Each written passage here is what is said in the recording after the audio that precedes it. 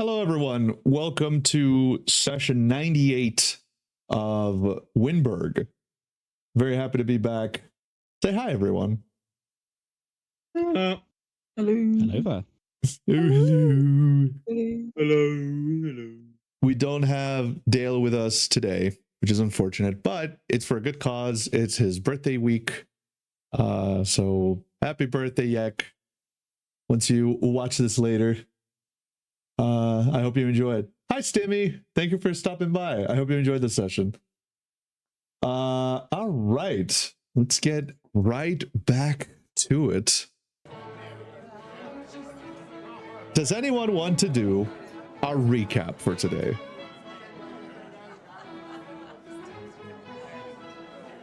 Anyone? If no one will, I will. All right, go for it. Oh fuck.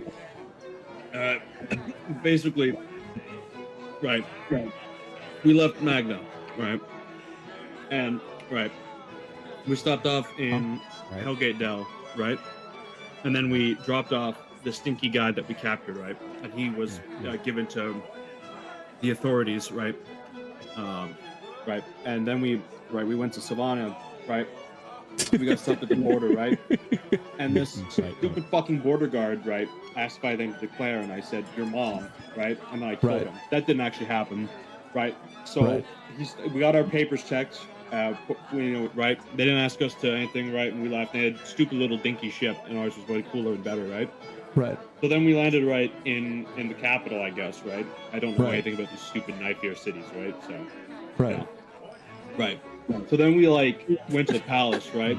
And then we talked to. Well, before that, right? We talked to Ithilden's cool aunt, right? And she was pretty cool, right? And we were being listened to, right? But I don't know that in character, right? I'm just saying it for the purpose of this monologue, right? Right. So then, right, we we went to the place and we're all dripped out, right? And then we got announcement coming in, right? And everyone was like, "Wow, these guys are such chud cells," right? Right. Right. And then we ended the session off when Kira's brother, right, walked in with the baddest bitch this side of Avernus, right? Right. Carlock. Right. And now I've tripped and pushed Kirith over, and I have to go simp for the other hot demon lady, right? Right. But that didn't actually happen, right? So that's where we are now, right? Right. Right. Right. You're just fantasizing, right? Right. Oh man. Stimmy counted 25 times you said right. No, 30 right. Rights. There we go. Right. 31, 32. But in any case, thank you, sir. Very, very correct. Right. Let's get right back into it. I've done a lot of preparation for this session, and I think you're all going to enjoy this. As the announcement ends regarding Drago Verasadi, Solbrook, you see that the party resumes the talking, the music, but Kirith is still locked forward, frozen, just staring into the middle distance ahead of you. But you spooked. What the fuck do you think got me spooked? Does he look good? I bet he looks good. That fucker is stylish, and I hate him for it.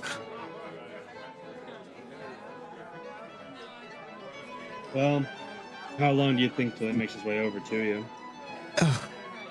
Considering that I can't hide, I have two beacons of glowing, two glowing horns on my head like beacons. I don't think it's going to take too long for him to make a decision and be like, "Hey, Kirith, how's it going? Remember when me and Dad tried to kill you?" Should I be prepared for anything for this first meeting, or? Look, he's going to be charming. That is his MO. Everything he says, and you're not an idiot, you're going to notice, everything he says is going to be veiled to insult you or insult me, okay? Just be ready for that. Gotcha. Should be fun. go ahead, tell me. Does he look good? Does he look like an idiot? Like, what's happening?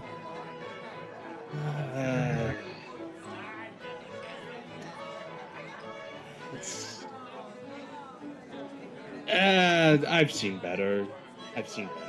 Sobruk, as you look behind, you see Drago Therasadi alongside his royal guard, saying hello to the guests.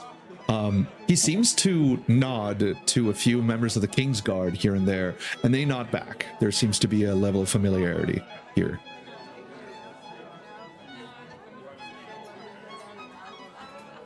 Now, you know that Kirith often wears very specific colors, right? That blue. The two of you have that blue in common. You've always had that blue in common. But when it comes to Drago, he seems to be wearing a very specific shade of purple combined with an orange. And the royal guard next to him, seems to be wearing that same shade of purple, only in a different material, which reflects differently in the light. Purple and orange. I know what the purple's for, but what about the orange? Fuck. Okay. In Avernus, there are different factions, as I'm sure you probably imagine. That is the highly militaristic wing of my father's royal party. He's dressed as a blood prince, essentially.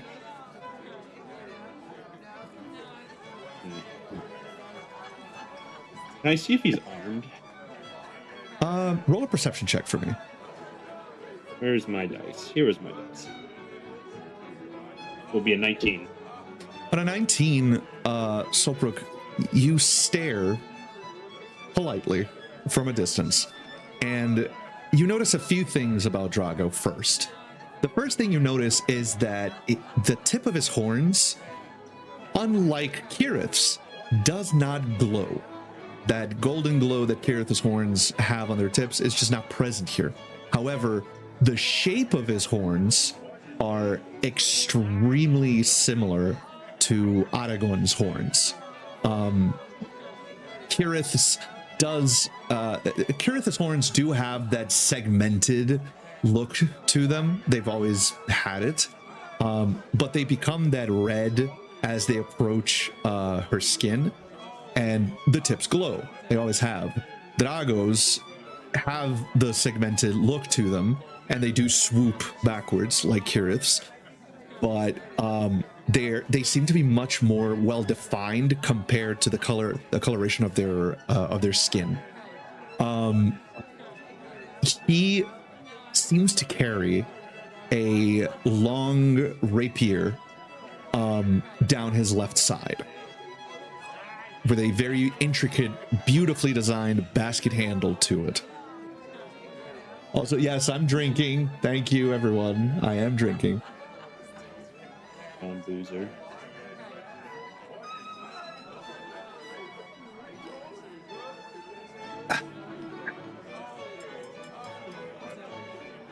Piss yourself. I'm not doing that, sir. But I gave you 220 points. Too bad. Too bad. Is there many anything points else? to set yourself, No. Listen, I thought about it for a second. Yeah, I'm is gonna there have anything to ask else? Gareth what the fuck the horns mean. Like, I'm gonna sound like an oblate unknower, but I don't know shit about that. I don't know shit about Avernus and the horns and all that. So She I have to exercise. she keeps looking forward, right? She's not looking at you as she does this. She's doing her best to avoid any kind of eye contact. Lucky for her, there is a candlestick in the way, so hopefully Drago can't see her. She stops and goes, okay, so Drago and I, my family and I, we're not regular tieflings. You have Asmodeus tieflings, you have Zariel tieflings, Mephistopheles tieflings, and those are all fine and good.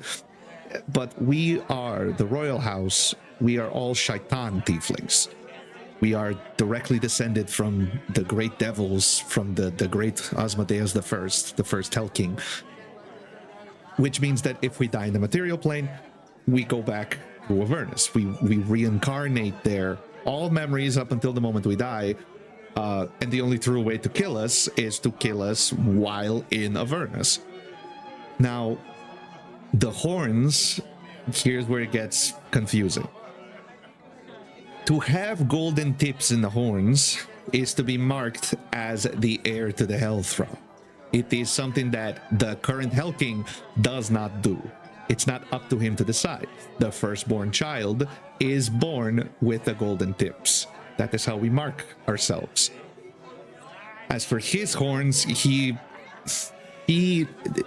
pulled my father's horns more than I did. My horns are more similar to my mother's.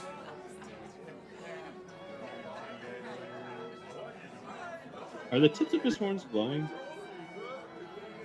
No, they are not. An interesting contradiction. Because if I'm not mistaken, he was announced as the heir during the action, no? Yes, he did. Interesting.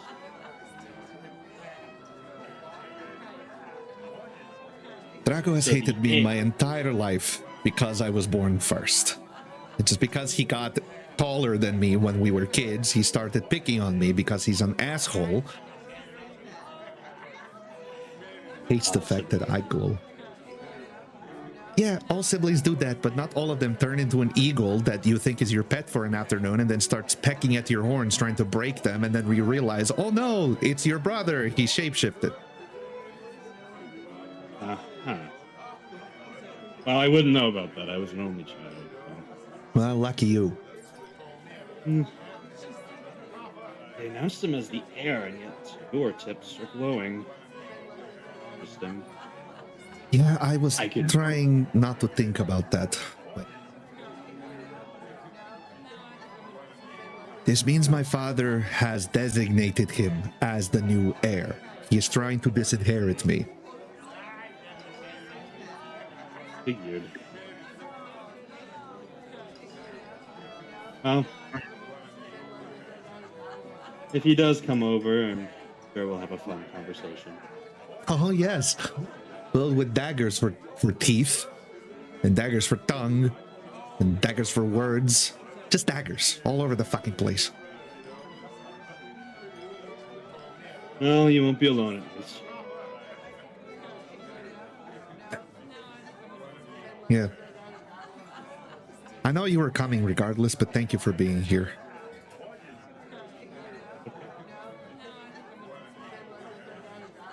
Besides, he's gonna hate both of us. He's your father, so I'm gonna kind of pull my collar and be like, Yeah, about that. Honor demands that he kill you for dishonoring father. In fact, it demands that I kill you for the dishonoring father, but I'm not about to, I'm not really an honor kind of person. I figured you wouldn't, but I came close to this it. may be. I was I going know. to. I know. You don't know what I'm Said- capable of. I've seen some. Ultimately, though, the important part is that you didn't kill me. Yep, because Tiger if I on the had other hand. if I had killed you, I wouldn't have a buffer between the biggest asshole in my life apart from my father and me. So it's a good thing you're here, Saltbrook. Good shield. And she pats your shoulder. Surprised you've been playing it this long. I have not. I am absolutely dreading this entire evening, and I would very much like to get shit-faced drunk. So can we please find our way to whoever is serving drinks in this place? Grand idea. The two of you make your way through the hall towards where drinks are being served, over here by the side. Ooh. Nadia and Orchimedes. Nadia, this is a familiar sight and a familiar feeling, but I'm guessing it's one that is very dreaded.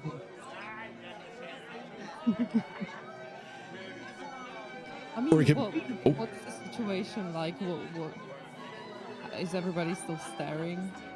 Some people are still staring at you. Others have shifted their attention to the attention is pretty divided right now.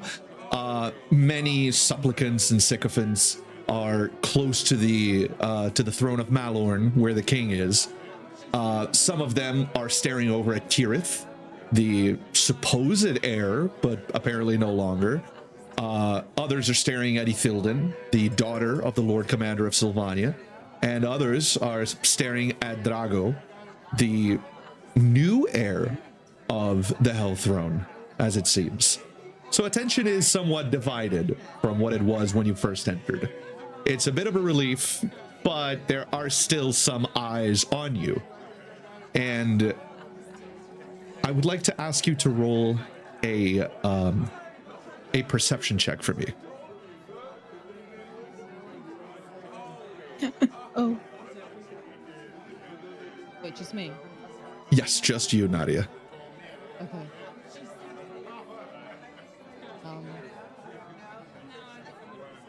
Yeah, I got a 14.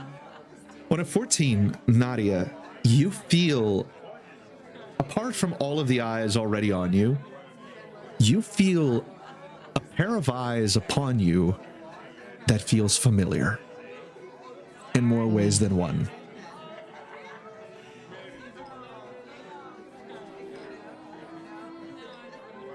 Okay, well,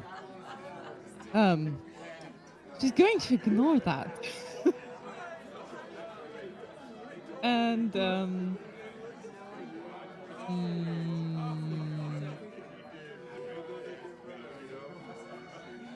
yeah, I would say she just looks at Orchimedes and goes, "Oh, how does it feel to be at a still elven party?" Boring.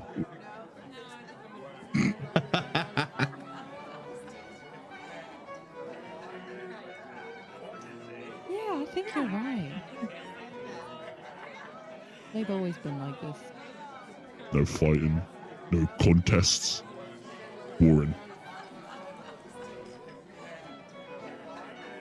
So, what's your plan to make it less boring? Start a fight.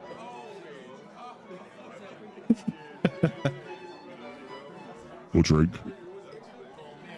She stares at him wide-eyed and goes, "Okay, maybe the second one, please? Let's not bring any attention to ourselves. I'd rather not bring any more attention to myself."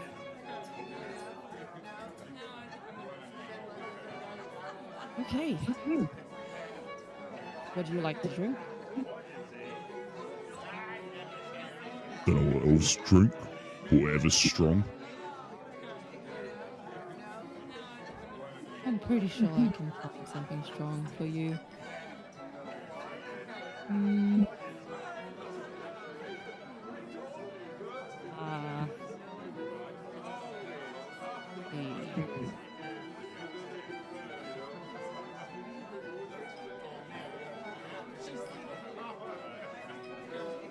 Is there anything the two of anywhere? Is there anywhere? Oh yeah, sorry. No, go ahead, go ahead. Is there like anywhere that they can get a drink, like a refreshment table? Yes, Kirith and Solbrook did go towards this area earlier. There seemed to be elven servants passing around drinks on platters. There seem to be a couple of them, which are spellcasters, conjuring drinks out of thin air for thirsty patrons. Oh, Orchimedes. Let's go over there and see what they can make for you.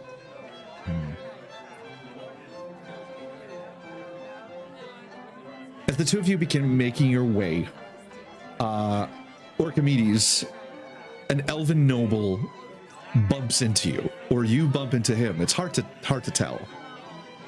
And as he stops for a moment, oh my heavens, and he looks down at your feet, then up at your waist, then up at your belly, and up at your chest, and he keeps going. He wasn't expecting to keep raising his eyes until he arrives at your beard and keeps following and following and up to your, let's call it bale eye, as you stare down at him. And he's like, I never. An orc. How queer.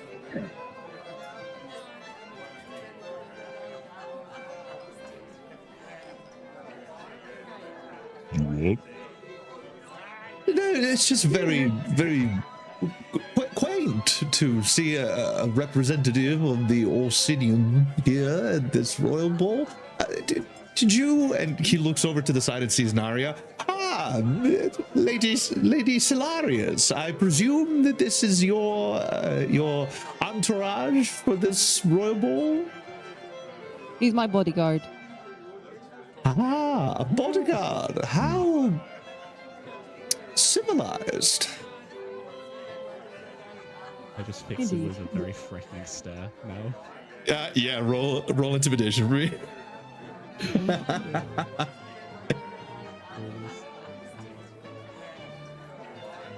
Oh dear.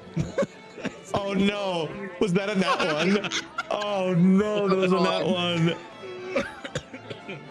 On a nat one, are you keeping that or are you using inspiration? But that's telling me to use inspiration, but also book it for the bit, it'd be funny. Very true. As you look down at him with this intimidating look in your eyes, you see that for a second he seems to be a bit intimidated. Then he looks over at you, Nadia, and he goes, "My, you should know how to choose them. I might consider getting a bodyguard for myself. This is most entertaining." And how much do you pay for him?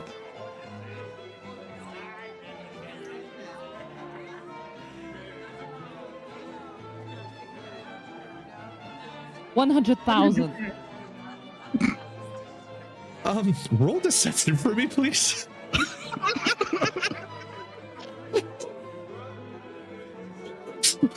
$100,000. It's the first thing that came to my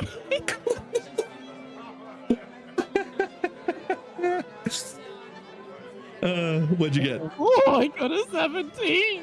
On a 17, you see that after he asks you that question, he begins to sip on his drink, and he chokes on it for a moment.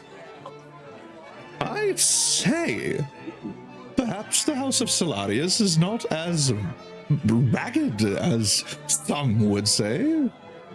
Very impressive, Lady Solarius. He's calling you poor. You should kill him. Zar's the vizier behind Naria's ear. My lady insults you.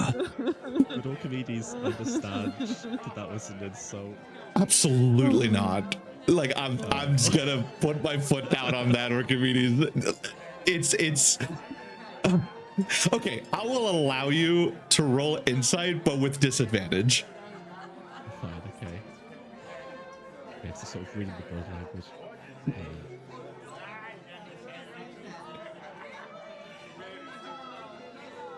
You can roll twice and pick the lowest one. Ooh. 7. Okay. The second one. Would have been a 22. Okay. On a 7, Archimedes. It's puzzling. Everything about what this man has just said is a compliment. However, That's confusing. yes, yeah, that. Everything he just said is a compliment, but it's not so much as you noticing how he's saying it, it's you're noticing how Nadia is taking this. Nadia, how are you taking this backhanded compliment? Oh, she knows what's going on. And I mean, the reason why she's just doing like a couple of word answers and not even trying to be nice is because she is so fucking stressed right now. I would say she's not taking it very well. She's just panicking more. She's never been very good at social situations, and being forced in these environments, not her thing. Preferred to have her know some books. Fair enough. Also, to everyone spamming hydrate, I am drinking, okay? I promise, I am drinking water. Chug, chug. Hold on, let me put my throat up to the mic.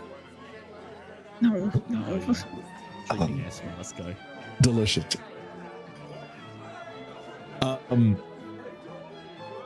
The elven noble in front of the two of you stops for a moment and turns to others over to the side here and says,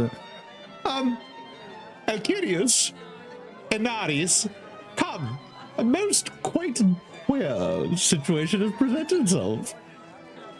And these two elven nobles, just as like shit-eating and venomous, approach the two of you and start bombarding you two with questions, right? One of them looks at you, Archimedes, and is just asking all of these questions that make zero sense. I'm not even going to say them because the words mean nothing to you. You can tell they're questions, but they mean nothing to you. In the meantime, we're going to cut from here. Ethel, as the others seem to be moving towards refreshments, you, Dale, and Grim stand mostly almost at the center of this ballroom, or better yet, this throne room. You've been here before as a young girl. I'm imagining that throughout the years, while accompanying your father in official business of the Lord Commander, you would have come to the throne room several times. What would you like to do? We should probably go check in with Papa.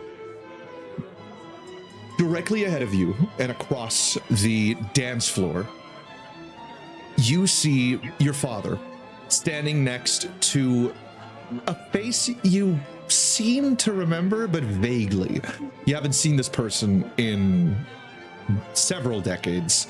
Next to him stands a black-skinned moon elf of roughly the same stature as your father.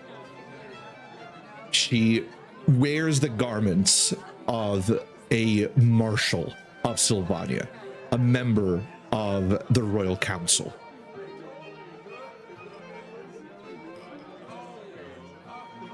And as you begin to make your way across, you notice the Kingsguard over by the side looks at you and does a very small bow, a show of respect for the daughter of the Lord Commander.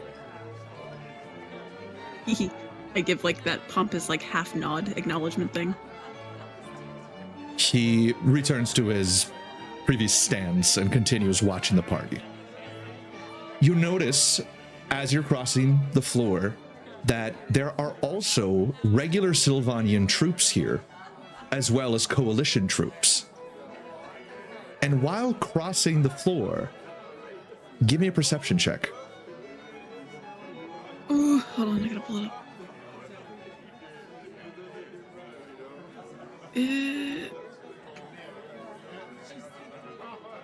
24. On a 24, you lock in. You lock into a specific vocal cadence. You've heard this voice before, and it's one I would imagine that you would be dreading to hear. To the top right, standing in the galleries above the dance floor, you hear two men talking to each other. One of these men is Alistair Fry, CEO of Frycore and leader of the coalition. The other is Logarius Wayland. And as the two what? No! and as the two of you, as the God, two you of gave him a them, cunty makeover. I mean, oh my god, man. Oh my god, you gave him the cuntiest makeover I've ever seen. hell yeah, Oh my god, what the fuck? I aim to misbehave. Yes. You hear the two of Serving dick them. and cock at my birthday dinner. Sorry. Time and place. Oh my god, time and place. And you did it at my birthday dinner. You notice the two of them having a conversation. Now, you can't make out what it is that they're talking about, but Wayland's more strident tone of voice immediately catches your ear. And as they're having this conversation, like an owl almost, Wayland turns his head 90 degrees and stares directly at you, a wry smile on his face. He gives a very small nod and then goes back to talking to Alistair.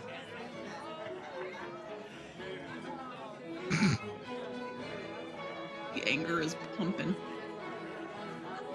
What is it? Literally, Com's nose is twitching right now. Oh, what? I'll commit a crime. Oh, crimes will be committed. Oh, I'm going to commit crime. Big guy, do crime. Mash his face in with a bottle. Here, I love that we Exon, all take this dagger, be gay, do crimes, lad. Period. And that's on period. That's on Pride Month. Yes. Hell yeah. Ethel, you hear Grim on your right and behind you. Is everything all right? Your ear's twitching. What? What? Are you all right? You just stopped walking. Oh. And she, like, keeps walking. Grim sighs and he keeps following you. As you approach your father, the Lord Commander of the Sylvanian Kingsguard, you see that he is in the middle of conversation with this Marshal of Sylvania, and she is the first to notice you. She looks over at you. There's a very soft smile on her face. She looks at Grim, then at Dale, and back to Etherion, and says, "Well, aren't you going to introduce us, Etherion?" Etherion breaks from his concentration in this conversation and stops and looks over at you, Ethilden, and he freezes for a moment. He looks you up and down, and through gritted teeth says, "Hello, daughter."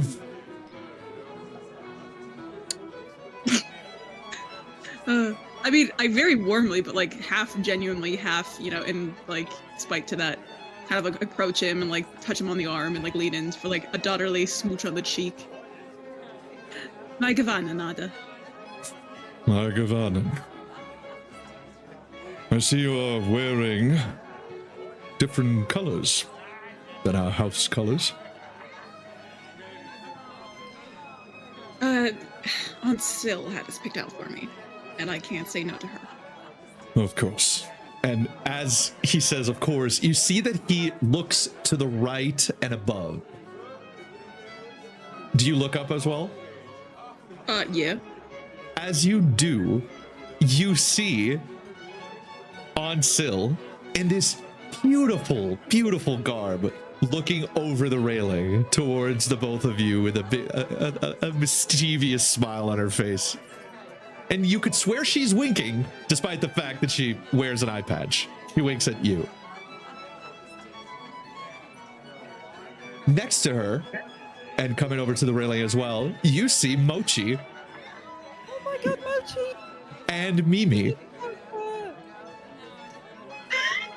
Mimi, go ahead. My face unironically becomes the confused Tails meme. Tails gets trolled. Tails gets trolled, yeah. You see Mochi with a very strange cup. It is a drinking vessel made of a strange material with the word Stanley on it. Oh my god! He raises it to you, winks very, very exaggeratedly, and you can hear him from up there going, "Enjoy the party." I know I am. And despite the distance, you should not be able to hear this. You do. You just hear him sucking through a straw very loudly.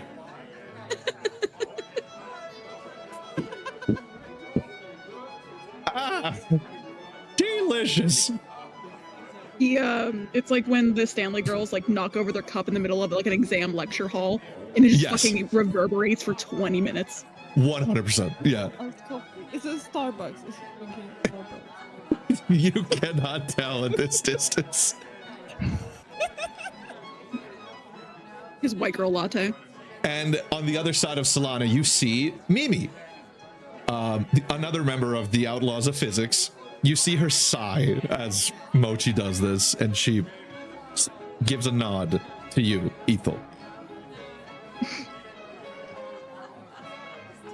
As we return, Ethereon looks at you, and then at the Marshal. Daughter, meet Aline, Marshal of Sylvania, member of the small council of the king, and a good friend of mine. I guess I'll like shake her hand. That's something She- elves do. Yes, she puts out a hand to shake yours, and this is a thunderous grip. This woman is muscle incarnate. She got that Tarrasque grip. Yes, yes. Yes. Tarrasque? Yes. She shakes your hand, big smile on her face. So, it's finally good to meet you in adulthood, at least. How have you been, Isilda? Could be worse, I suppose. She tries to give like a very sincere, warm bullshit smile. I see, I see. Warriors such as us are not made for events like these. Isn't that right, Ethereon? And as she says this, she like slaps his arm. You've never seen anyone do this to your dad, by the way. It's a very strange dynamic that you've never really seen. Oh, they Even Silana, who is a bit of a shitter towards him, never did this before. She just slaps his arm very hard, like you hear the... Aline, must you be so uncouth in the royal throne room? Oh, please. The old man does not care. Anyway, if we have to deal with this insanity that is a name day royal ball, the least we can do is have fun doing it.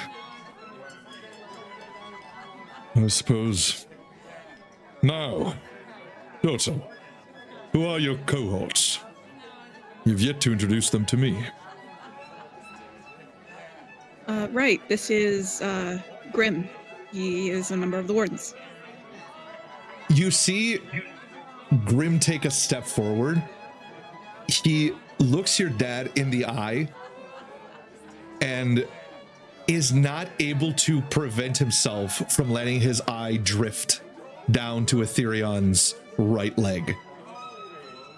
And Etherion stops for a second. You see his eyes squint. And he follows Grim's eye line down to his leg, then back at him. And then he looks at his arm, looks back at Grim, then looks at you. Then back at Grim. I suppose you're curious about the leg. And Grim breaks from his focus. Oh, yes, forgive me. I am not well versed with magical prosthetics, Lord Commander. Please, You may call me Aetherion. Even in this platitude of royalty, I'm still a warrior. As I imagine you are as well. Grimorian, yes? Yes, Grimorian Dragmire. Member of Wyndburgh Wardens, I see. I suppose you know my daughter quite well. Yes, I do. She's a fierce warrior. Perhaps the greatest I've ever known. I know. I trained her myself. The two keep going back and forth on this repeatedly. Aline just looks over at you. Ithilda and rolls her eyes.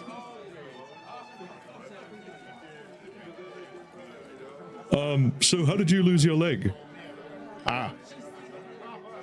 Very old story. I don't suppose you are familiar with the tale of the battle at the end of time. Ethel, has your father ever talked about the battle at the end of time? I would say, like, yeah, she would obviously know how her dad, like, lost a leg. But not, like, in detail, probably.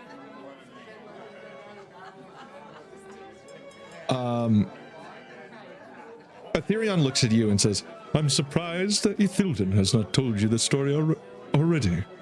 It used to be one of her favorites when she was but a mere child. Well, I'll have to ask her to regale me with this tale at some time. Yeah, you grow up and realize it's not really normal to tell people stories randomly about your dad's missing leg. Aline stifles a chuckle. And you see your father just go, well, it's a tale of gallantry. Quite not. It's certainly not unusual to sing the praises of a great warrior. Humble as ever, Ada. You see him just just sort of like recenter, and he looks over at Dale. And who might this be? What would... Well, I guess the bullshit name was just gonna be to get in. I'm gonna say you can just use the normal name in this case. And this is Dale, a newer member of the Wyndburgh Wardens, but still been around a while. You see Dale perform this deep bow, very flowery, the flourishes of the hand, throwing his side cape behind his back and causing it to flutter behind him. We're like, sorry, Dale, I don't know your family name to introduce you. No need. You may know me only as Dale, Lord Commander. It's a pleasure to meet you. I've heard so much about you. Really? And he looks over at you, Ethel. This is the face he used to make when he knew you were lying to him.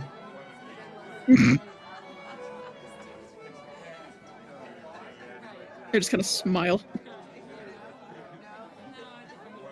Your cohorts will have to excuse us. Ithilden, you and I have royal business to attend to. Come. And I was worried about that. Grim and Dale just sort of look at each other and then at you. Aline looks at you, Ethel, and says, oh, don't worry. I'll keep them entertained in the meantime. Go be with the grunt men. I let go of Grim's arm and give him kind of like a Jesus fuck smile.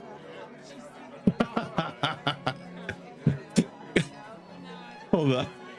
I'm gonna roll insight for Grim. 13, okay.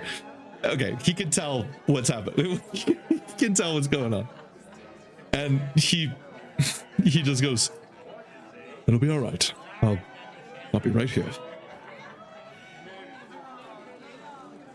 And your father offers his arm to you. I take Keepaw's arm. Keepaw and you begin making your your father and you start making your way up the steps. And as you do, you can tell that there is a silence in the immediate area. There are eyes upon you. And as you make your way up the steps, you stand face to face with the Elf King, Sylvan Sylvanus III. You had seen him in many occasions, but to stand face to face with him, to have an opportunity to speak with your sovereign, I would argue you've never had this opportunity before. Certainly not as a woman, perhaps as a girl, but not as a woman.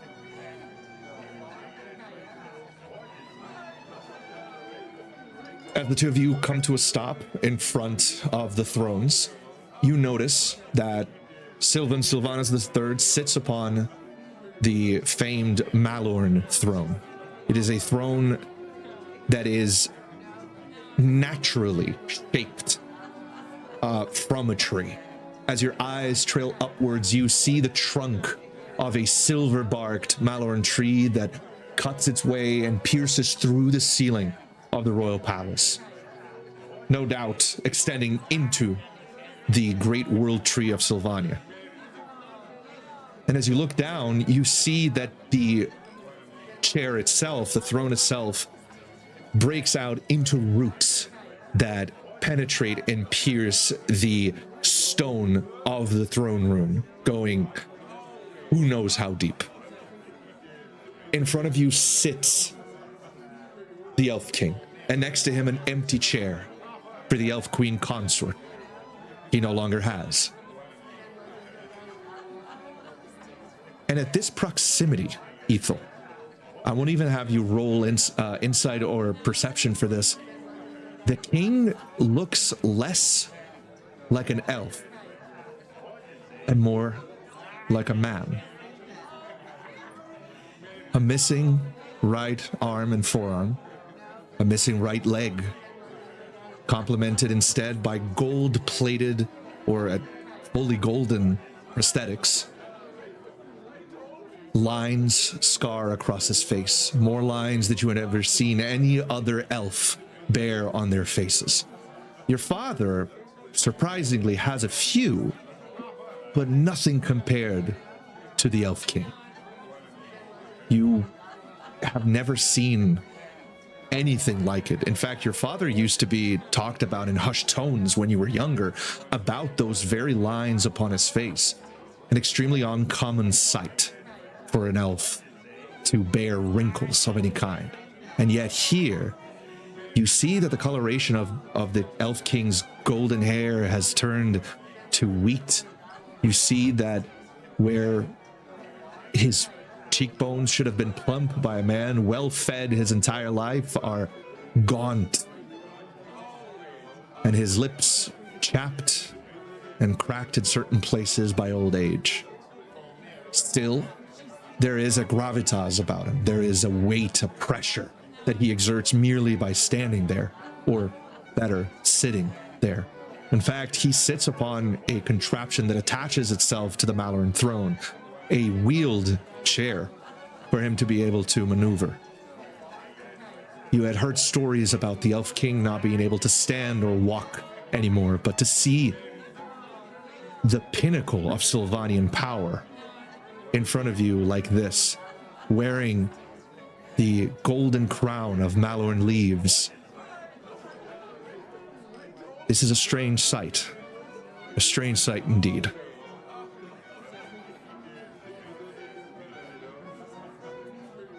You see Aetherion kneel, and he looks over to you off the side of his eyes.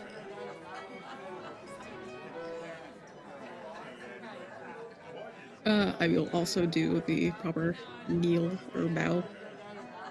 As the two of you kneel, you see the Elf King, off the corner of your eye, just tilt his head slightly while looking at you, and then look at your father. Rise, Lord Commander. Lord Vader. Lord Vader. Rise, Lord Commander. And you see your father rise. Rise, Ithilden. daughter of Aetherion. Get my ass up. Aetherion stands up straighter than you've ever seen and says, Your Grace, my daughter, it is a pleasure to be here at your court once again. I wish nothing but health for the young elf prince on his name day. Thank you, Lord Commander. And with one golden eye, he looks over at you, Ethel.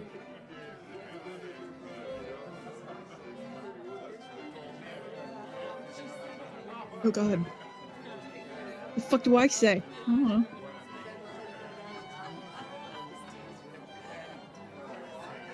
She kind of like stumbles after the silence. It is an honor, Your Grace. I've never before had the pleasure to stand before you. He takes a moment, looks at your father. There's a very slight smile on his face. You trained her well, Aetherion. Though the young lass has no place in court. No, Your Grace. Tis not entirely a regrettable thing. The realm needs strong warriors. It has enough sycophants and political backstabbers. Don't you agree, Lady Thilden? I couldn't agree more, Your Grace. And yet she still has tact. Sharp, as you are, Lord Commander. Thank you, Your Grace. No doubt she will make a fine Lady Commander one day. That is, if she has the ambition. Tell me, Lady Amakir, do you? It hasn't been something I've given much thought to, Your Grace. Serving with the Claw Striders, and now with the Wardens. I haven't thought that far into my future. An elf doesn't think too far in the future. Seems the doom of our people affects us all. And you see him just staring out towards the ceiling into the distance, pondering. If only more of ours were to ponder what comes next. Perhaps the Mad King wouldn't have cost us so much. But you are young, Lady Thilton. Time will come when you must decide between yourself and the realm. I bid you think of it before long. Yes, Your Grace, I will. Aetherion, Yes, Your Grace.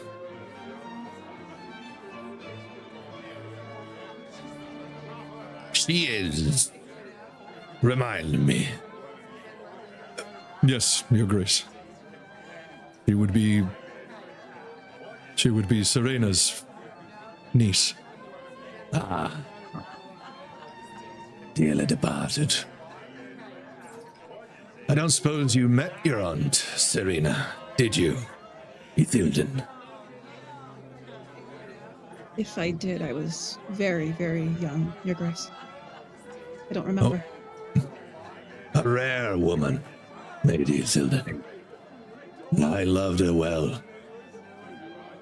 For as long as the gods give me the honor of loving her. Your aunt spoke fondly of you while you were just a child. better queen consort there could never have been.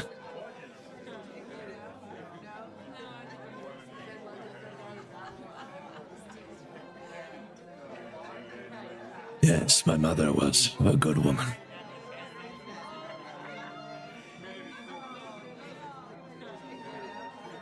Wait, his mother? Oh, yeah.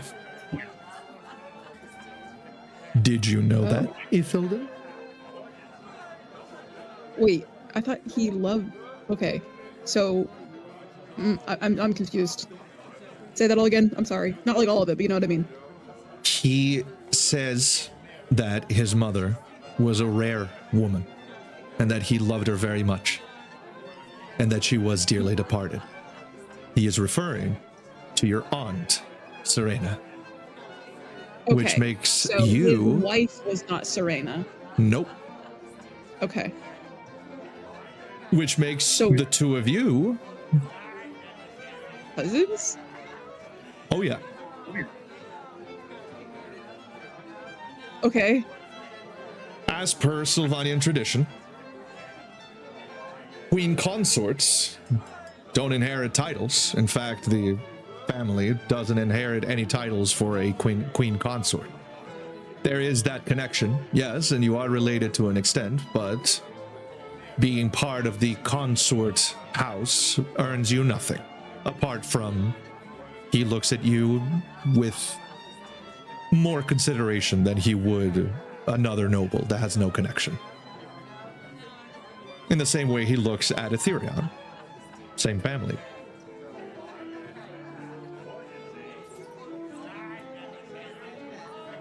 I kind of give my dad like a side glance and then give like a departing bow or curtsy.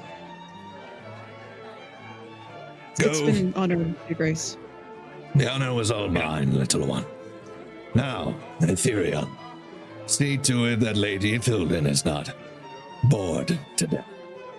I know these proceedings are not for the young. Soon I will give my speech, and the dance shall begin. Then, I believe, Lady Thildin, you will be more entertained. Your Grace. And he bows, looks at you, and nods.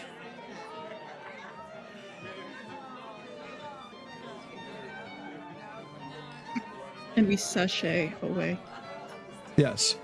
No lip syncing for your life yet. As you begin making your way down the steps, your father goes, "Well, that could have gone worse, I believe."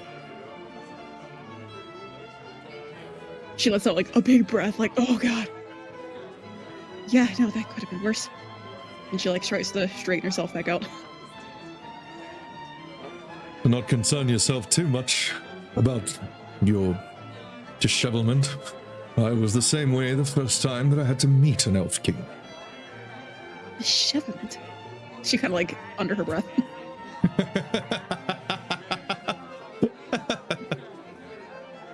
And as you return, you see Aline, Dale, and Grim just laughing boisterously together. And you hear Aline just finishing what supposedly is a tale. No, and I tell you, he acts all high and mighty, but whenever we're out hunting, this man cannot hit a target to save his life. I say it's because of his bum leg. He said it's because he's getting older. An elf getting older. Grim and Dale are laughing. And as you and Ethereon arrive, you see Dale immediately just sort of disguise it and like look to the side. And Grim keeps laughing. Ethereon arrives and says, "Oh, do tell. I believe you're telling again the story of our hunting adventures together, Aline." "Oh, Ethereon. Yes, as in Grimorian here was having quite a blast listening to it. Well, see now. Curious. Less curious, however, as to how you came to obtain, or perhaps receive, a Malone arm. Ithildin, And he looks over at you with that parental gaze. And not a bit rude, don't you think, Father? Well, the melon trees are our culture. To have a man, a human at that, wearing a melon tree on his arm, and specifically this kind of melon tree that only so happens to grow in Moonwood. He slowly turns to you. Only happens to grow in Moonwood. Does call for some inquiry. Don't you agree? It was a gift for me to repay an oath. The only inquiry you need. He stares at Grimorian, squints his eyes, and looks back at you. Oops. That was an accident. It was not a story beat. It just stops, looks at you, looks at Grimorian. Roll an insight for me, Ethel.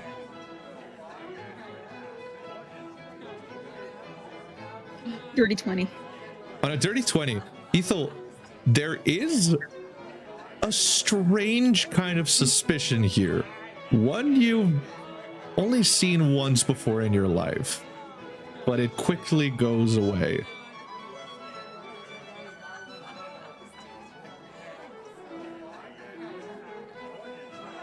Suddenly, the Elf King rises to his feet. You want to talk about the shovel, bitch? The Elf King rises to his feet, and the entire ballroom goes quiet. The King's Guard all turn towards the king and kneel immediately. Many of the subjects begin kneeling in response. Aetherion kneels. Aline kneels. Grim follows. Dale follows.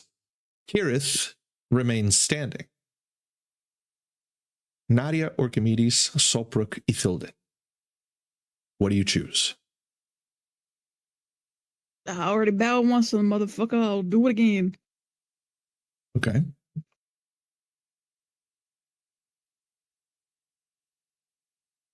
Solbrook? Could you repeat the question? Oh. The Elf King rises to his feet, and the entire King's Guard kneels. Aetherion, Aline, kneel. The subjects of the Elf King begin to kneel all in unison towards him.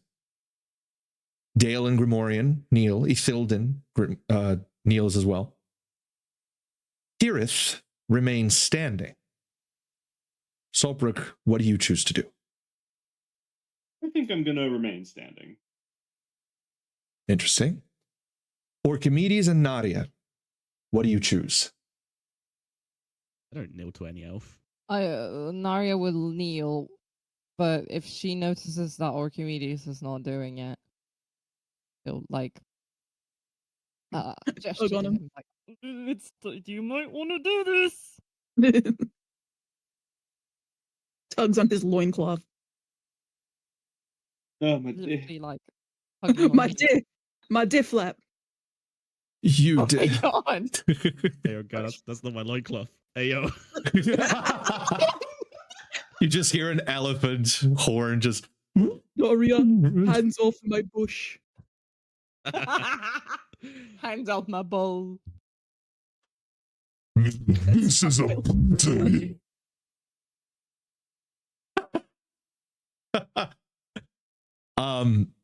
You see as the Elf King raises his left hand, palm facing forward, perpendicular to the ground, very specifically, not parallel. And you see the subjects begin to stand very slowly.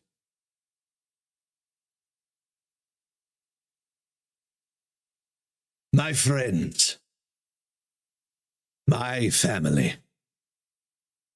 For centuries beyond counting, the kingdom of Sylvania has endured. The roots of the Malon throne have weathered winters and summers, weathered wars, triumphs, tragedies, and rebirths. have seen kings rise and kings pass beyond the veil. And through it all, despite the great rending, our people have remained steadfast. Tonight, we celebrate the future. And the court erupts into applause. He raises his hand again, and the applause stops. But before we honor that future, I would be remiss if I did not offer thanks to those friends who have stood beside Sylvania in our hours of need. He turns his head towards Alistair Fry and Logarius Wayland. In the gallery above, Coalition of Eberron. yes? See him now. Oh yeah, you do. They are standing right up to the railing. No, does it mean that she notices? Yeah, you can So- see him, Nadia. It's so on. I will whisper to my boys that that's Wayland. Well, Grim knows. Dale, Oh, yeah. Okay. yeah. Oh, that's Dale right. Yeah, the shanking incident. Yeah. I hate Da- this fucking guy. Dale goes, well, he is handsome. Like in an evil way, but handsome. I hate can you see the so bad. resemblance. Well, I can see the resemblance between him and Nadia. Like, What's soon? Another 3 months Slay. probation. Another 3 months Slay. probation. Yak is going to be so mad at me for causing that. Another 3 million probations to Dale. Yes. 500 sessions of probation. Approved. The Elf King continues.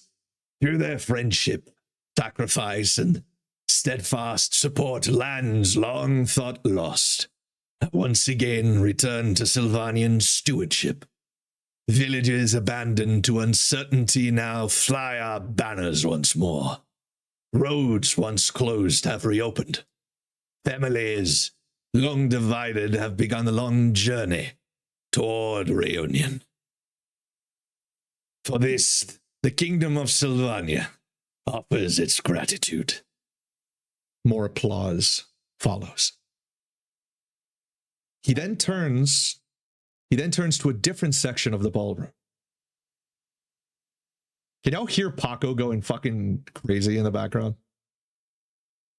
Okay, great. no. Stop. Yeah, throw they're, them bitches. they're They're fusing. fucking on the field. Yo, what the fuck? There we go. This It happens. should have been me. This Yes, happens. Dance. This It should have happens. been me. I'm very excited for your Carlac impression. Yeah, me too. Yeah, me too. Because I haven't practiced it at all. Okay. The king then turns to another section in the ballroom. And to our honored guests from the Nine Hells. This time the applause is a little more hesitant. For over 1,000 years, the throne of Malorn and the Hell Throne have stood as allies. Our peoples could scarcely be more different. And a few amused chuckles can be heard. And yet, time and time again, we have found common cause in preserving order, honoring our oaths, and safeguarding the future of our realms. His gaze then settles on Kirith Saltbrook. Tonight, we are honored by the presence of the heir to the Hell Throne. There are a few murmurs, a few gasps in the ballroom. May the friendship between our kingdoms endure for generations yet to come. He raises a glass, To Sylvania, and the ballroom responds nearly in unison.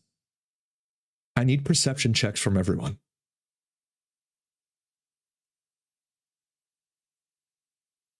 Damn, one of them now. It will be a 14. 31 14? from me.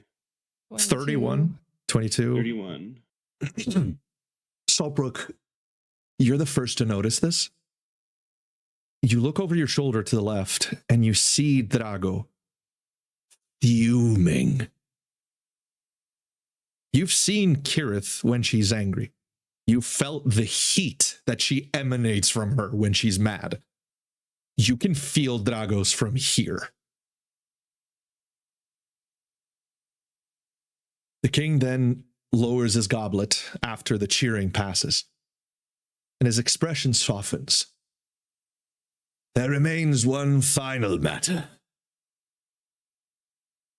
When a child is born, we dream of what they may become. We imagine victories they have not yet won, wisdom they have not yet earned, burdens they are yet to carry. He turns his head to the left, and his eyes land on a young, immaculately dressed elf. 75 years I have watched my son grow. The young elf rises to his full stature, tall, handsome, impeccably poised.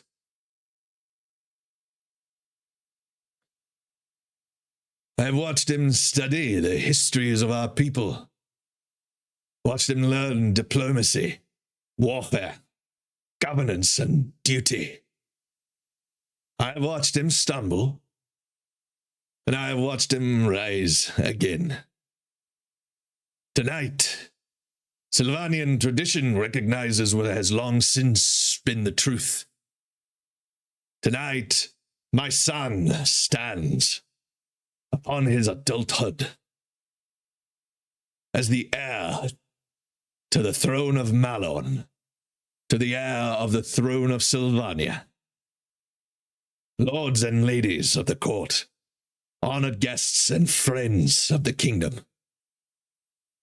His future Royal Highness, Sylvan Sylvanus IV, heir to the throne of Malon, Elf Prince of Sylvania, and one day, your king.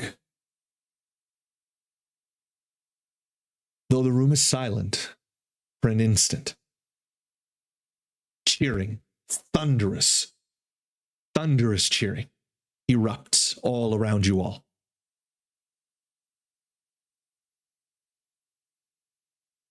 And now, commence the dance.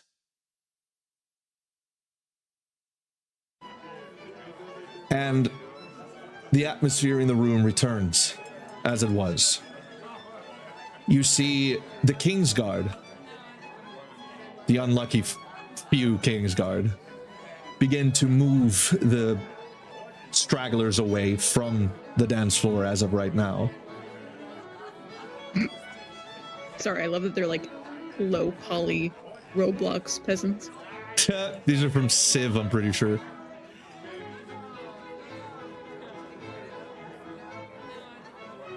And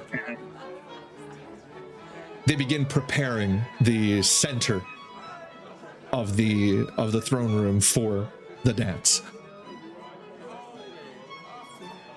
Solbrook and Kirith. I am not going to enjoy the stomping that's coming up behind us.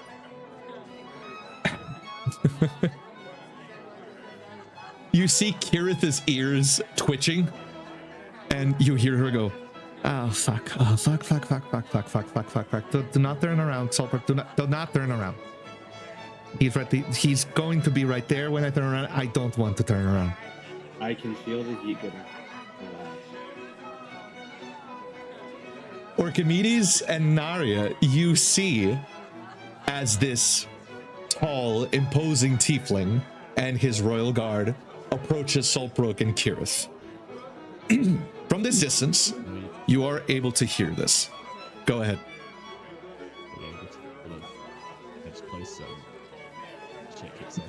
You're speaking a little quiet. Could you speak a little louder?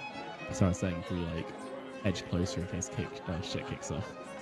Yeah, for sure. And they have some demons to kick their asses. 39 on the ore farm check, by the way. Ah, sister, how good it is to see you. It has been years, has it not, little Kirith? And Kirith turns so slowly, it might as well be the dragging cement sound effect. The fucking Oh, the stone MP3. I don't know if I have it. Zar does. Czar. I don't have nitro anymore. I can't just play things anymore. Oh man, that's fair. Well, there's always this one. Yeah, it's about right too.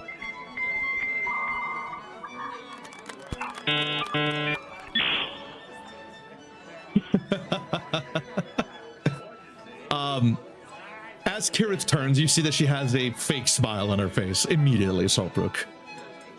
Ah, brother, it's so good to see you again.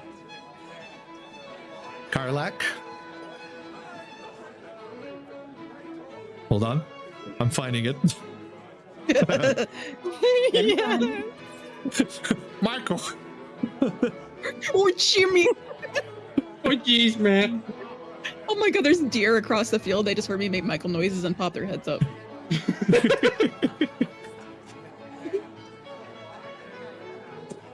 Oh, Michael. Just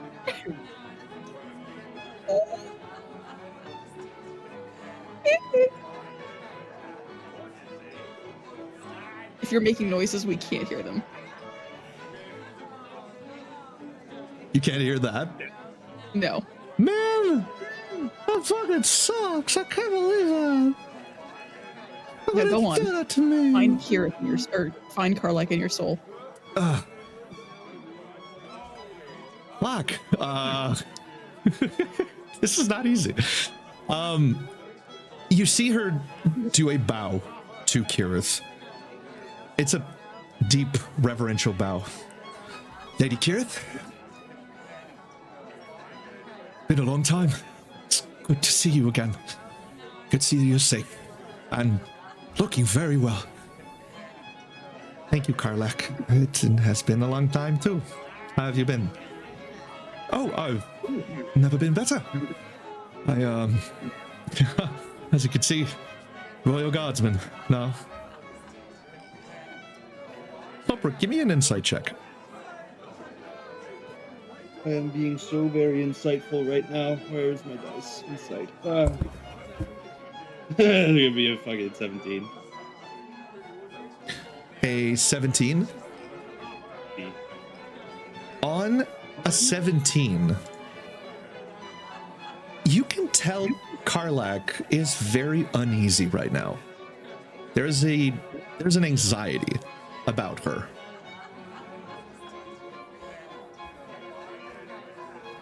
Yeah. So I'm going to cease. save that in my back pocket. Yeah, go ahead. No, I'm just gonna put that uneasiness in my back pocket in case he grand social engineering. His Drago's gaze goes away from Kirith and then looks at you. Ah, Saltbrook, correct? Right. Father told me about you. You served him well since Eberron, have you not? For a time, yes. Indeed. Paladin of Fairhaven for a while, but not so good at paying debts, as I hear. Suppose not, no. I'm gonna give him like a semi-shit-eating grin. Indeed, when men like us gamble with our own destiny, sometimes we find that we can win. But not forever. Isn't that right? No man lives forever. Indeed, they do not. Devils, on the other hand, have long, long memories. Where? Trust me. Oh, I know. But it never harms to remind a fellow gambler that destiny arrives. Eventually. I do not fear its welcome. Many men would, Saltbrook or Fairhaven. Some more learned than you. Okay, Drago, that's enough. I get it, all right? You don't have to be a shit-eater in front of everyone just because it's fun for you. Whatever do you mean, sister? I am merely congratulating Saltbrook over here on getting out of a pact that should not have a way out. Isn't that right, Josiah? I'm just gonna give him an earnest smile. Well, enjoy the party, both of you. As for you, Saltbrook, TikTok.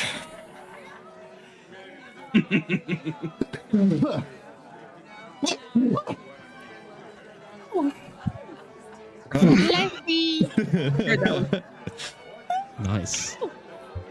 I'm just laughing off his threat. Idle as it is, I care not for his. As Drago begins to leave, you see Karlak take a moment. She bows to you, to Kirith, and then looks at you, Saltbrook, and smiles anxiously. She follows Drago.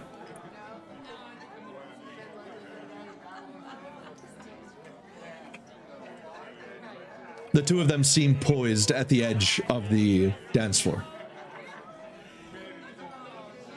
Come here, babies. He's less Nadia, abrasive than I expected. Yeah, less abrasive because he wants to fucking kill you. He just won't show it until his knife is at your fucking throat. Oh, I mean, the first thing he said was an idle threat, and the rest of the flow of it. I No, expected worse. None of it are idle threats, Saltbrook. Every threat he has levied against you today, genuine and backed completely. I understand your penchant for being a shit eater nearly as much as he is, but you would do well not to underestimate my brother. Less underestimation I'm going for tonight, Gareth. Whatever you say. Nadia and Archimedes, at the distance that the two of you were at, you heard the entire exchange. And as Drago walks away, and this conversation between Saltbrook and Kirith finishes, you see Kirith finally sort of loosen the tension on her shoulders and take a breath. Oh, I fucking hate this. Can I give her a drink? Can I come up to her and give her a drink? Oh my god, yeah. Here, I think you need this. Oh, thank Tiamat. And she grabs it and immediately just downs it. Gives the cup back to you and says, "Please, give me another one." Gonna lead into Kirith, like close to Kirith. Want me to kill him? No, keep it down, Archimedes. I may hate the guy, and yes, he's trying to kill me. That wouldn't be what my mother wanted. I can hate him at a distance. I don't need to be within sword range to hate him properly. So no, I don't want you to kill him. Unless he tries to kill me first. But still. And I mean him specifically. I don't mean Ripley. Ripley is its own can of beans.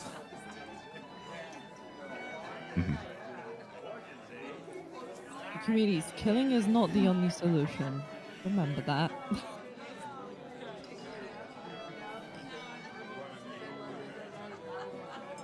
Unless we're in Okay. Avernus, it doesn't really matter, does it?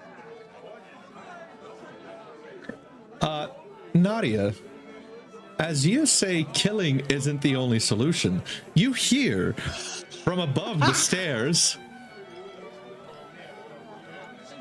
"Very well said, sister. I couldn't agree more myself." Not God the damn it. 1D entrance. Oh, I'm You going to let out see, an audible groan. you see Kirith just go, Ah, fuck my horns. and you see Wayland take a step off of the stairs. The stairs look exactly as they do here. They don't have a railing. They float. These are magically altered stairs that float with these slabs. You see him step off into midair, disappear into smoke, and reappear right in front of you guys. Oh, fuck me. Indeed, I could not have agreed more myself, sister. How are you? It's been too long.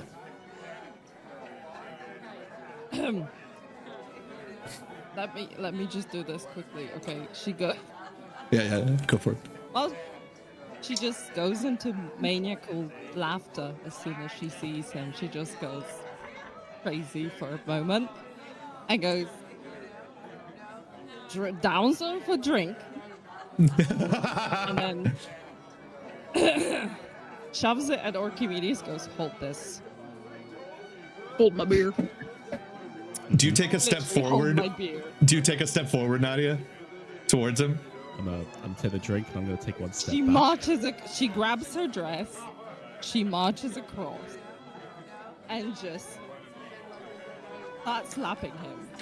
As she goes. you start walking forward, She, well, hold on. Wayland opens his arms into a hug with a big smile on his face, and then continue. and she goes, you arrogant, prattling, dude. And with every single slap, there's like a spark coming off her hand. Just like.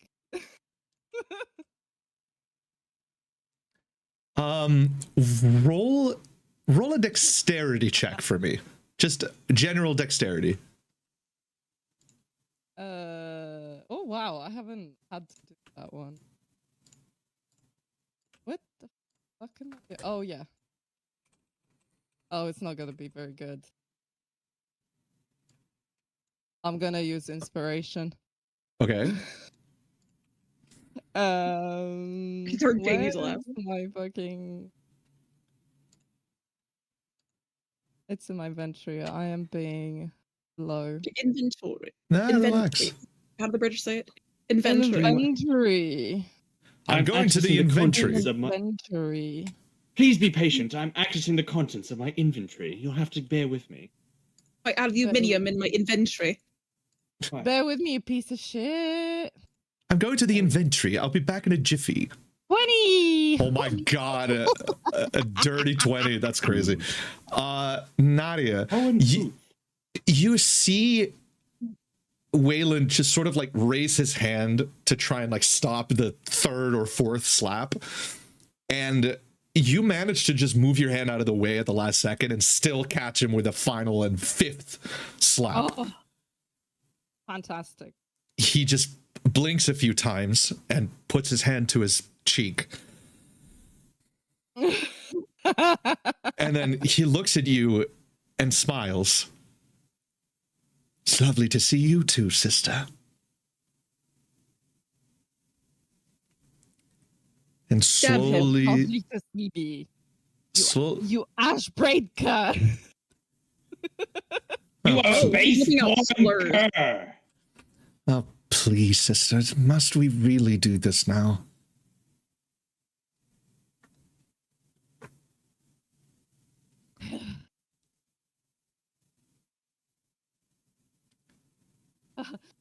We must do this now? You're a tragic little card shuffler. You run away from home. You packed a bag to play with magic flashcards. You tried to murder my friends. You discount dark wizard. you see him sigh for a moment. Nadia, please give me an insight check. I'm sorry, I just. Oh, this is great. Put an inspiration on your page. This is fantastic. 19. Yippee. As you finish this string of insults, this raw moment for you, you see his eyes just trail down to the floor and he sighs. There is sincerity in what he's saying here. I am sorry, sister. I saw no other way to step away from your shadow. I don't blame you for the talent you were born with. And for a while, I blamed myself for not living up to our parents' expectations. I knew that I would have to make my own path. And unfortunately, it did not include you. At least not back then. You are right to hate me, or at least to insult me as you have. I do not blame you for it. Though I do hope that amends can be made eventually.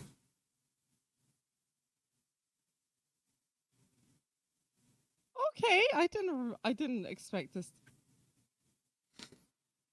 I'm saying this out of character.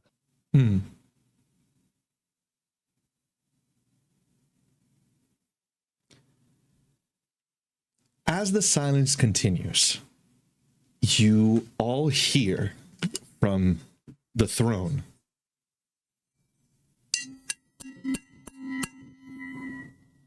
Not your fucking Jurassic Park water bottle. Ah, you knew what it was. That's amazing. Good job, movie. Like, genuinely good job. You hear you hear the king hitting his glass with a small knife. Let the dance begin. The poozy. Sorry. As the band begins to play, Nadia, Saltbrook, Orchimedes, you all see this.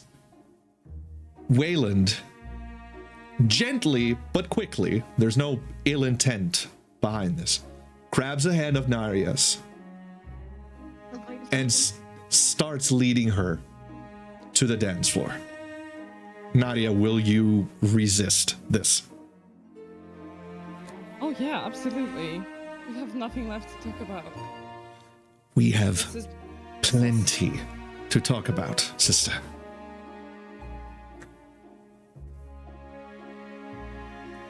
Do I intervene? So, you don't need to. Orchimedes is going to see this. Good. So It's you like don't rumbling need over. to. Good. Someone else is gonna do something. How about you take your hands off her? Before I take your hands. Ah, you must be the orc. Orchimedes, correct? What a bright observation. Don't see no other orc here. Could you say that again? Don't see no other orc, do I? Indeed, it is quite quaint that you are in this ballroom. However, unfortunately, my sister and I have things to discuss. I have nothing to discuss with a murderer. Then perhaps you'd do better to not speak to any of your companions. That's rich. Oh, the funny thing is, Saltbrook, between all the people in your party that I attacked, which one of them came to die at my hand?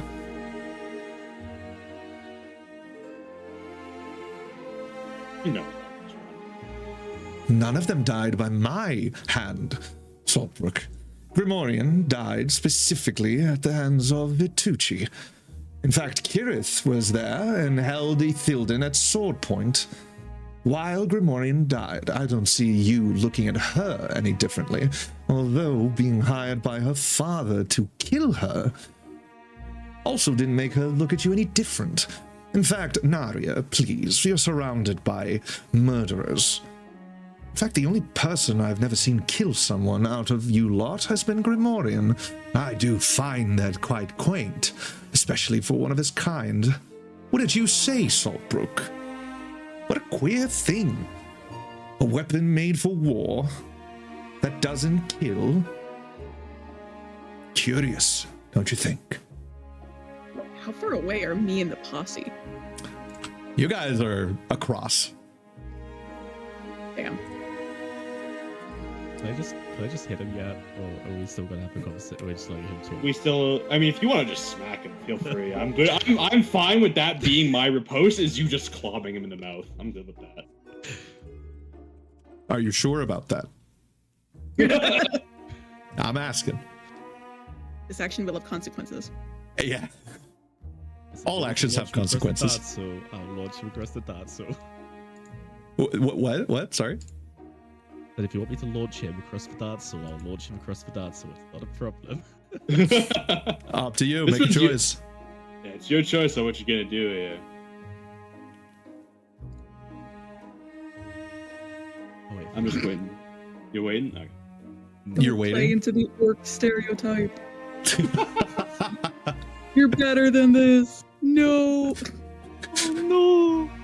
Try using a word for once. And everyone can say, yeah, Orcides is setting back orcs 1,000 years. Oh my god. Only 1,000? Okay, that's not that bad. Oh, this one is going in the Book of Grudges. You're gonna wait, or you're gonna hit him.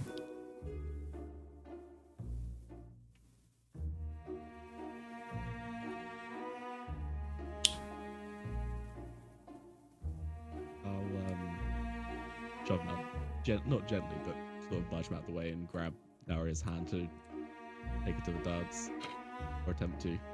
Oh. Inspiration on your page, please. Thank you. And it's not going to be a particularly gentle barge either. So if he goes flying, that's his problem for being a small elf.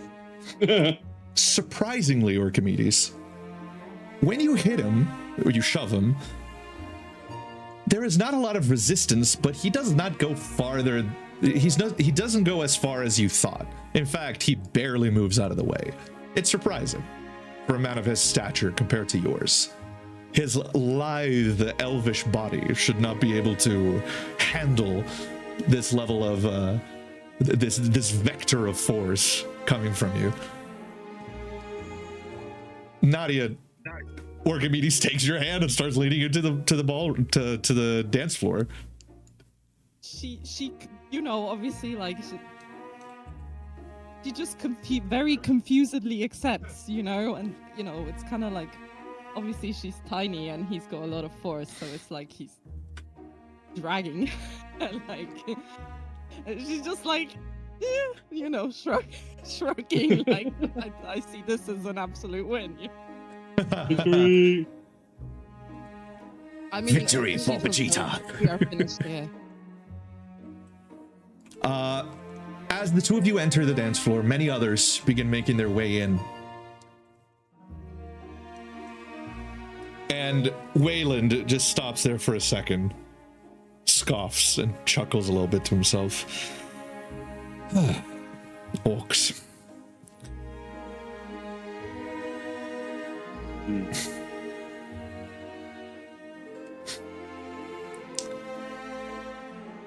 And Ooh.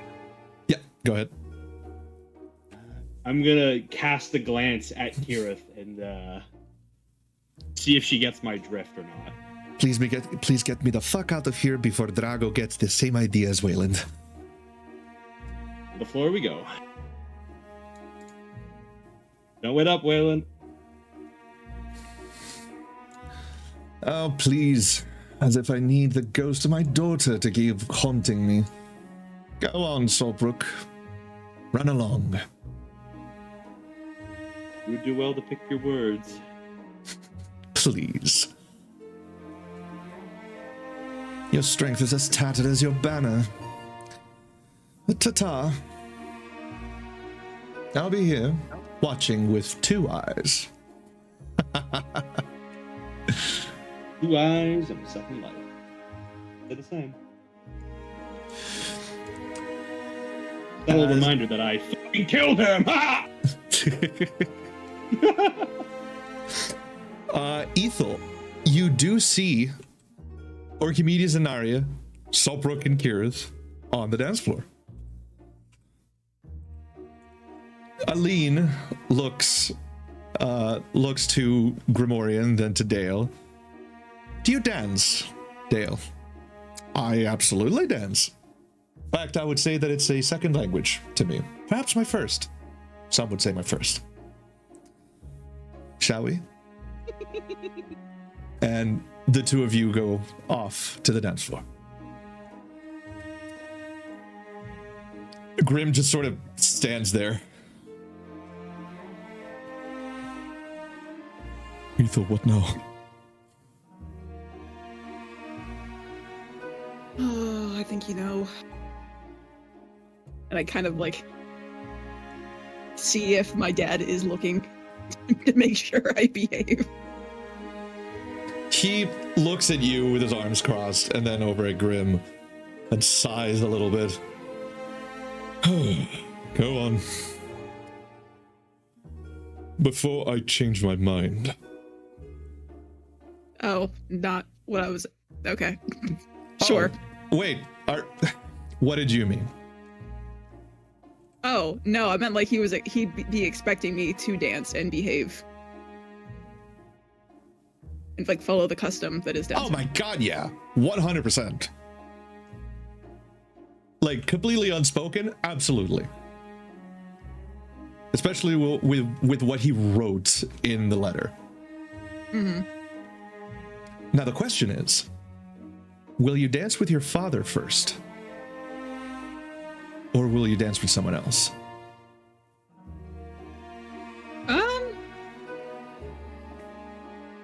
Is it like a thing to like dance like with the families first? Like is this meant to be like the houses kind of like presenting themselves or something? Essentially. Nadia would have danced with Wayland were he a noble. He has relinquished that. So she has no obligation to do it. Kirith would have danced with her brother, but since she is an ally, she is not beheld to the same standards. Aline has no family here. In fact, she has no family whatsoever. But you, Ethel, do. I'll kind of like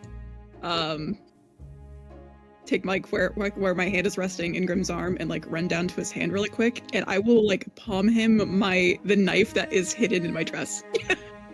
And I'll whisper to him, just in case he feels it. Grim freezes for a second. All right, give me 1 second. And you see the knife disappear on his right hand, and you see a tattoo of a knife appear on his right forearm. What? He absorbed my knife? Are you asking him that?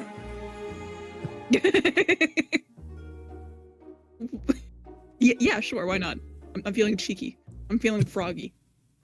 Well, disguised self has its uses beyond, what you see. Oh my god. Okay, just stay here. I have to dance with my dad. Presentation of the houses. Okay, all right. I don't know what that means.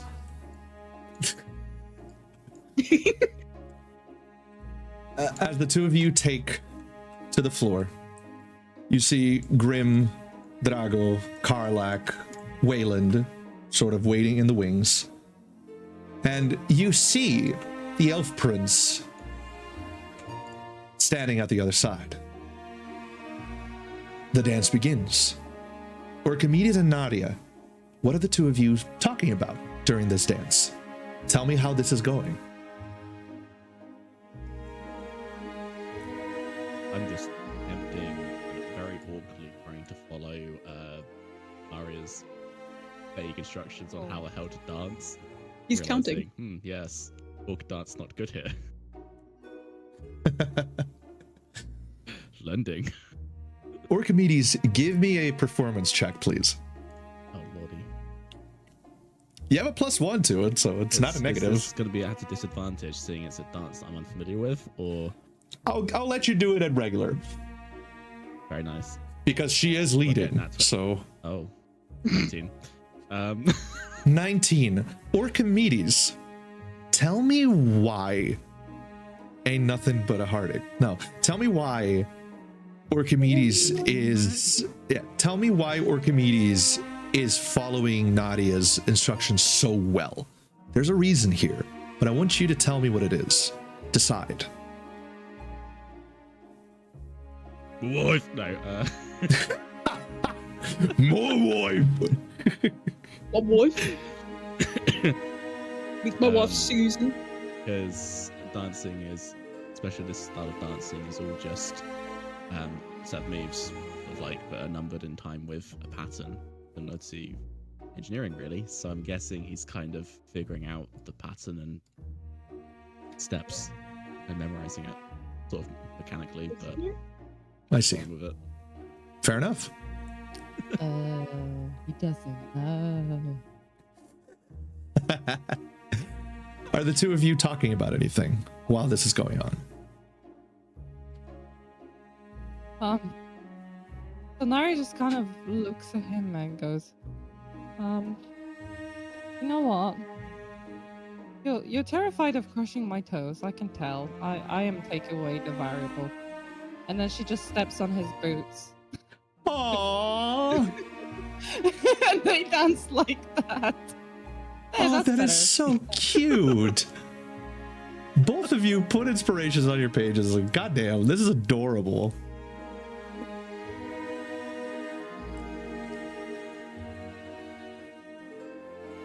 I'm gonna probably shoot the occasional glance up at my big bad. Give him in my sight line. Fair enough. So You see he's that up there. you see that he enters the dance floor with a noblewoman. Drago. Alistair Fry. No. Oh, no. Sorry. Alistair Fry Yeah. is still up here watching. Yeah. My bad. Yeah, I thought keep you an eye meant on him. Wayland. I know. He is I- just looking Just leaving down, things. and it's almost as if he does risk glances at you, Orchimedes. You feel his gaze upon He you. recognize me. Maybe. Solbrook, you see that Drago takes a Sylvanian noblewoman and they begin to dance, not too far away from you in Kirith. Ethel, you see Grim just sort of step onto the dance floor and like look for a partner, and no one seems to appear. So he just sort of stands there for a bit. Do that. Why would you do that? I'm not doing anything. Now I feel bad. Yes, the fuck you are. Until from over from the side, Ethel, give me an Arcana check. Okay, please be on Sil. Oh, that's in that one. I'm rerolling it. Spend an inspiration. And a Nat nat 20. 20. That's crazy. I just saw that. And that one to a nat 20 is hilarious. On a nat 20, Ethel, you see it from the corner of your eye. The Crown Prince makes his way across and stands next to Grim. Oh, good God. The two begin to talk. And from this distance, you can hear it. So same goes for you, Saltbrook. I imagine that you have never danced before, have you? Yay! No, not really. I'm not the dancing type. I see. And what is a human doing here in the Royal Ball? I'm part of the entourage of Lady Thilda Namakir. Ah. The daughter of the Lord Commander. She is quite beautiful, isn't she?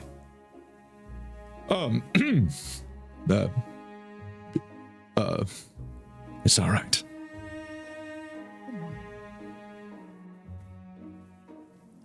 Are you a warrior? Oh, go ahead, Ethel. I was just gonna joke. He's gonna steal your bitch. He's gonna feel a new feeling. Are you a warrior by any chance? Yes. I'm sorry. Do I refer to you as... I'm not sure. I know I must refer to your father as your grace and your highness, but I'm not so sure how to refer to a prince. I see. That's all right. You may call me Sylvan. I don't know if that's appropriate. It is appropriate if I so declare it. I did not consider that. Do you declare it? You amuse me. What is your name? Grimorian Dragmire. Dragmire. That is a surname I do not know. Is it Eberonian? Yes. How did you... I have made my trips to Eberron, now and then, prior to the last war. I see. Do you know many people from Eberron? I knew of your friend Saltbrook's family. Never had the pleasure of meeting them myself, but all in Eberron knew of the Saltbrooks. I see. Where in Eberron are you from? Nowhere really. Lowborn.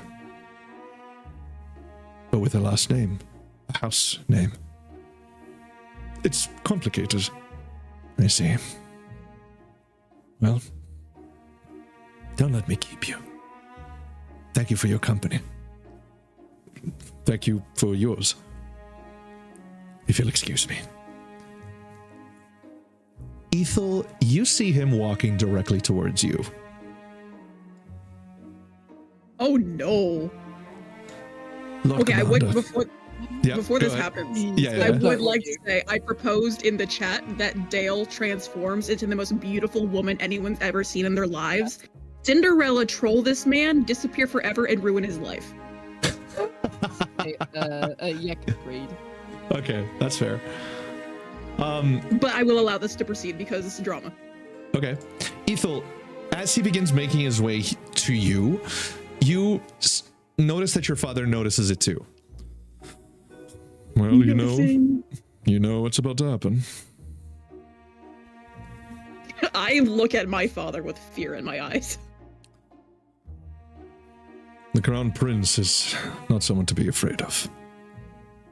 At least not as far as I'm concerned. You will be fine.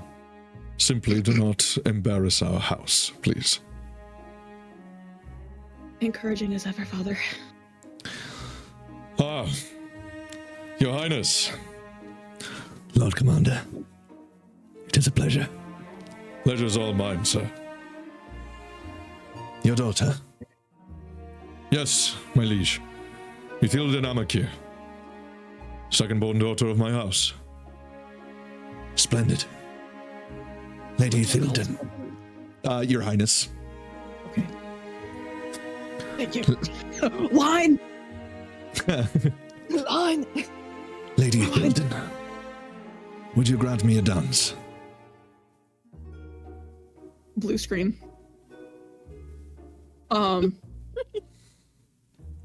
She kind of like does like the sorry, JB always like he's always putting shit in like the D&D room chat, and it like makes me piss myself every time.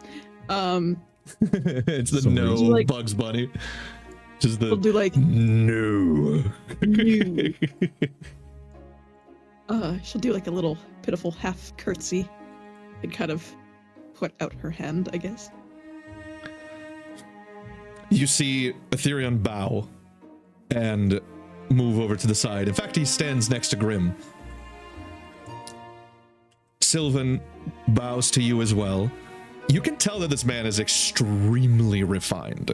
This is old ways. This is like your father dances like an old man. This man dances like he is ancient. And as the two of you begin to dance, he leads very gently. And he looks around and says, as I imagined, everyone is staring. I find it quite boring, don't you?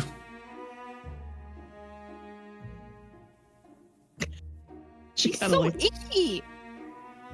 icky. Okay, well, he's giving Nara the ick from across the room. Okay. She kind of like takes a minute to ponder the best course of response. Would you really like me to admit that your name day is boring, Your Highness? I would prefer that you speak to me freely. Most people in the royal court would simply lie to me with pleasantries and fake smiles, rather than tell me that my hair is disheveled after I wake up. Honesty is in scarce supply. Has been my entire life. Speak freely, Lady Thilden. I would say confining, not boring. I would imagine that a claw strider would need ample space. Isn't that right? Sorry, I let Tubby in. He was being annoying. Would you like me to repeat that? Sure. Set the mood. I would imagine that a claw strider requires ample space, not a confined throne room such as this. She tries to give like a refined, polite little laugh, like, yeah. Your father has been a grand Lord Commander. He's been a Lord Commander for as long as I remember. Do you think he will take his place in the future? Hold on.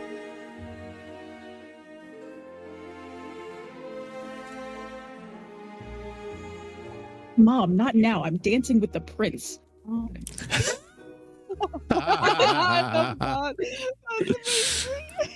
Mommy, not now. My Mom, Barbies are please. dancing. Please, we're making our Barbies dance and dress up. I can't right now, okay? Okay. My word is mine. I love that. Thank you, Mom. I love you. Okay, now we can make the Ken and Barbie doll bump uglies. Bump nubs. It's okay. Where were we? Where were our Barbies? He says, do you believe that you will succeed him in the future? That's right. Your father asked me the same thing. I haven't given it much thought. Well, the Elf King must consider the future of the realm. Safeguard the future of our people. He cannot afford to stand idly by when such a wonderful candidate presents itself. Just as I will be the future Elf King, you are to be the future Lady Commander of Sylvania. Is it by birth? Is it not like chosen? Oh, it is by birth. Okay. It is only not by birth when appointed by the king. So a family is chosen to safeguard that position until the king changes his mind and appoints another Okay. family.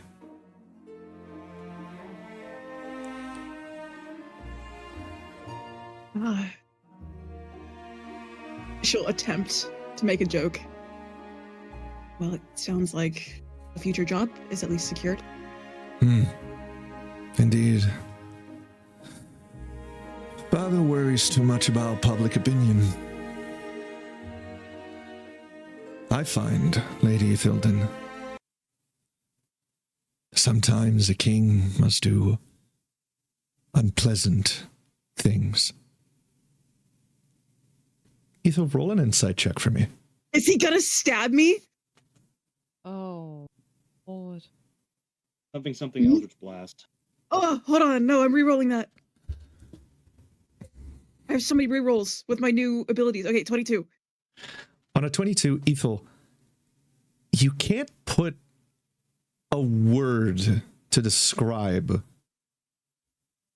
how he just said this, but a chill runs up your spine.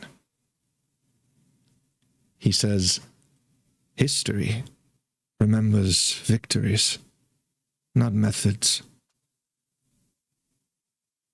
You would make a wonderful lady commander. Together, you and I can restore Sylvania to what it once was.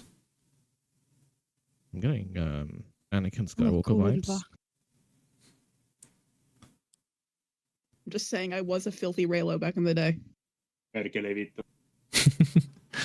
He stops for a moment and looks around.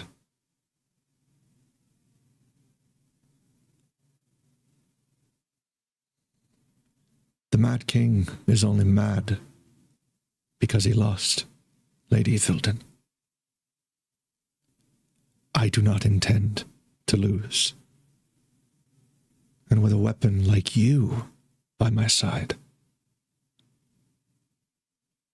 we would make of this kingdom an empire once again. We have long lives and even longer memories. Take your time to think. I wish not to rob you of a night of merriment. And he stops dancing, bows to you, and moves away. Oh my god.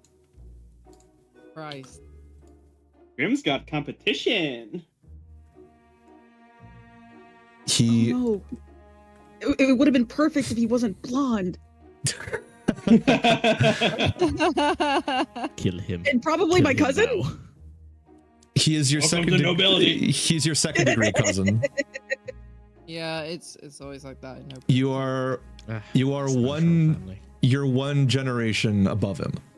So you are the king's cousin, meaning Second that cousin's legal. yeah, he's your second cousin. That's pretty crazy. As he leaves you, you see Grim and Ethereon just sort of like next to each other, both of them very just like visibly uncomfortable. Just not saying anything, not speaking. Both of them just sort of staring into the middle distance. Okay.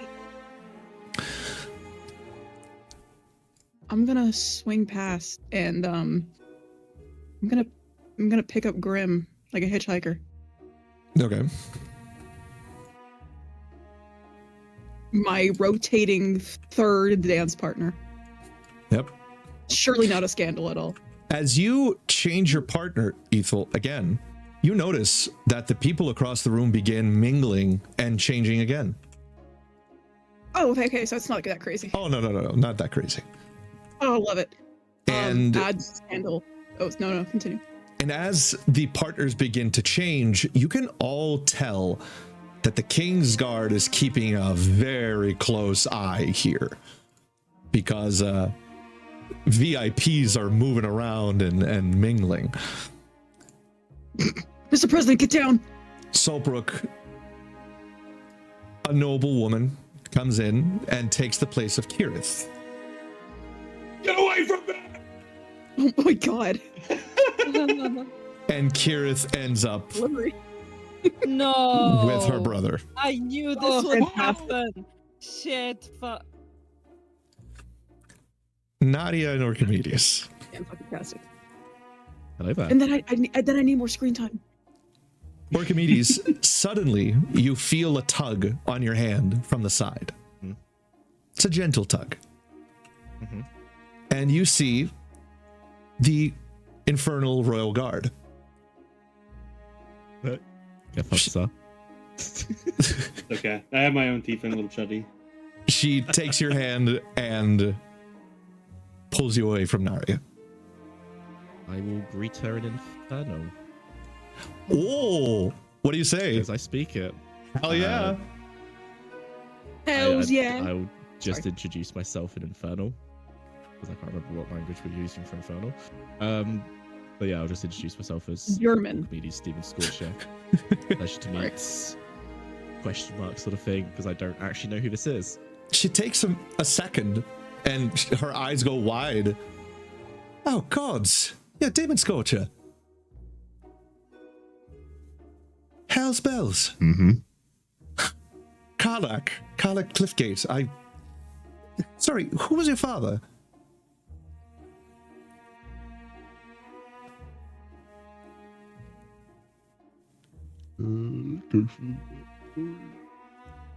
How can I write this? Orcrates. Play Torque. Laugh with My us. father was called Grashnak the Breaker. No fucking way. Oh, I'm sorry. And she like covers her mouth, like looking around. I fucking fought with your father in the Blood Wars. We like fought side by Really? side. Yes, that's amazing. How is he? She's doing all right. Dead. Oh. Very dead. Oh, I am so sorry. Do you at least die in combat? I don't know. But the man to ask. I'll look up at Alistair Fry. And she stops for a moment. She looks over her shoulder. Oh, gods. Oh, it was your tribe. Fuck. Mhm. And he will What die about- for it. I've heard about that, yeah. That's fucked. I'm really sorry. I appreciate that. Well, best I can offer is to just make you laugh and maybe drink you on the table. I'll take That'd the be drink. alright. Sounds good to me. Absolutely. Well, first, we do need to dance. We are kind of stuck here for now. Don't worry, I'll lead.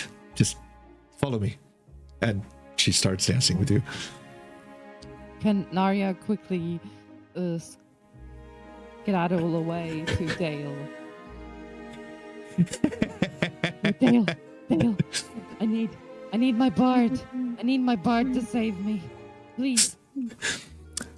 As the two of you begin dancing, you just hear as Lagarius starts dancing with Aline parallel to the two of you. He looks at you with that, like, you know this look. It's the look he used to give you when you were younger. Just like, you fucking slow shit.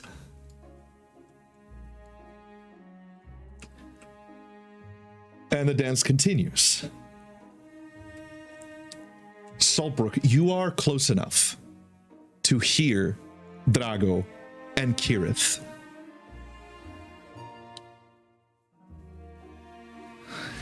You have done so well for yourself, sister. But father misses you. Come home. Drago, please, let us not do this here. I don't recognize you anymore. You've become this, and usurped my claim to the throne. You never wanted that claim, sister. Why should I let you have it if you simply do not care about our people? I care about our people, but you know what father has become. He has become exactly as he should be. A conqueror, same as Asmodeus I. Father has gone mad, and you know this. You know this better than most. Ever since mother died, father's vision has been clear. It will do you good to remember that our alliance with Sylvania is dependent on Sylvania being the dominant power in the Sword Coast, in Faerun. Seeing the Crown Prince take power and subject Faerun to its rightful rulers once again is in our interest, sister. Come home. Nobody then would have to die. So what, you're going to kill me right here, brother? Is that what you're going to do? After everything? Is that what mother would want? I am not going to kill you here, Kirith. Nor will I kill you anywhere in Faerun. I am asking you to come willingly. So what? So that father can marry me off while you take the Hell Throne? If it serves as consolation, I can ensure that whoever it is that you're married to is not a complete bastard. I believe you. Or you could wait. Or you could wait until your revenant comes back and test your guts against him again. Perhaps Lady Ithildin would be willing to jump in front of you again. And then you would have more blood on your hands. Same as Ripley, Zuberi, Azaka, all of your friends in the Sentinels that died because you couldn't save them. I do not want this for you, sister. Come home.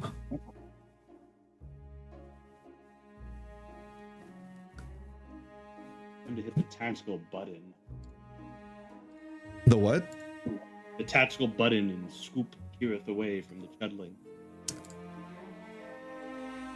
Oh, that would be fucking. You know, what would be fucking hilarious is just to fucking getting with him instead. You can. That's not against the rules. Sylvanian society is not homophobic. No society in D&D is. No, I know, but it'd be so fucking funny. He's like, yeah, I'm gonna take you, big boy. Up to you, brother. It's tempting. I'm gonna try and snatch away Kirith instead, though. I don't want to face to face. He probably smells like piss and elderberries.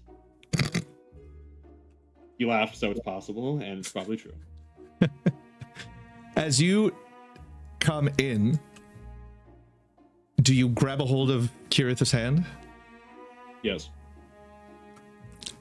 As you grab a hold of her hand, she turns to you immediately, and she is on the verge of tears.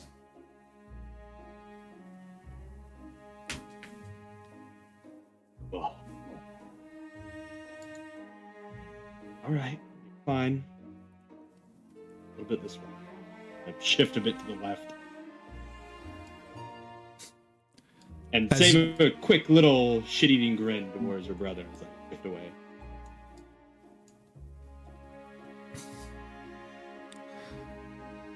Paladin of Fairhaven never misses a chance to turn tail and run.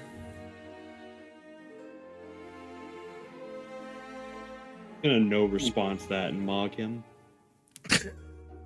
You just rolled a mug. 31.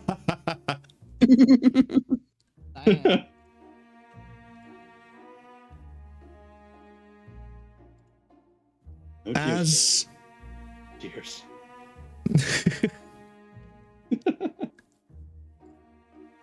I need Arcana checks from literally everyone. Okay. Okay. And then I need the camera back. Ooh, I see a nat 20 there. Oh my god, fucking noise. My fucking. Who's that? Yeah, who the fuck is that? That's Archimedes. Teehee. It'll be a 17 for me. Oh, I don't want a chud 5. I'm gonna roll again. Chud 5. Chud 5 is It's a crazy. Chud 9. Would have been really funny if it was a Chud 6 and then a Chud 7. Chud 7. 7. What do I get on a 26? Yeah, Archimedes. You feel more than ever in your life danger. This is Like Sonic Scoops or crippling, paralyzing danger. Your whole body locks up. Nadia, did you give me an Arcana check? I didn't see it. I got a 10. That's okay. Orchimedes, as your body locks in place, Karlak, who's leading you, she tries to move you but can't. You all right, soldier? There's a ringing in your ears, Orchimedes. A tinnitus that seems to come from every direction at once, almost as if it's grasping at your feet, locking your knees in place. And that's when you all hear it. The doors to the palace swing open and slam. Everyone in the royal ball stops. The music stops. And they look to the entrance.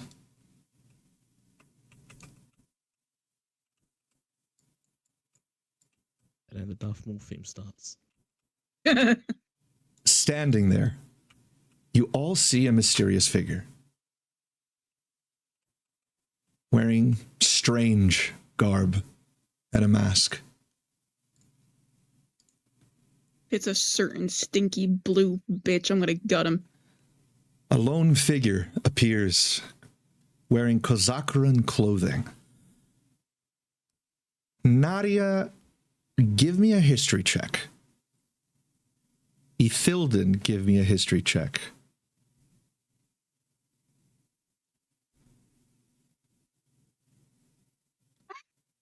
God damn it. No. Nadia, on a 13, you recognize what this guy is wearing? The shoulder... 14 help her. What? Have a reaction where I can add +1 to someone that's in range. Would a 14 make it better? Sure. Yeah. Go for it. Cool. Oh, I'm going to do that. You recognize this guy's garb. He's wearing a mix and match of two different armor types. He's wearing Sylvanian garb, but that has been mended using Kozakran techniques. And he's also wearing these pauldrons, as well as this this waist decoration with this long braided rope holding it all together. That is Kozakran as well. You know that Kozakra is a faraway continent on Turil, known for these special kinds of fighters known as samurai, Bitch. as well as these special kinds of rogues known as ninjas. He wears a full mask. And Orchimedes, you immediately know what that mask is made of. Ooh. That mask is made of adamantine.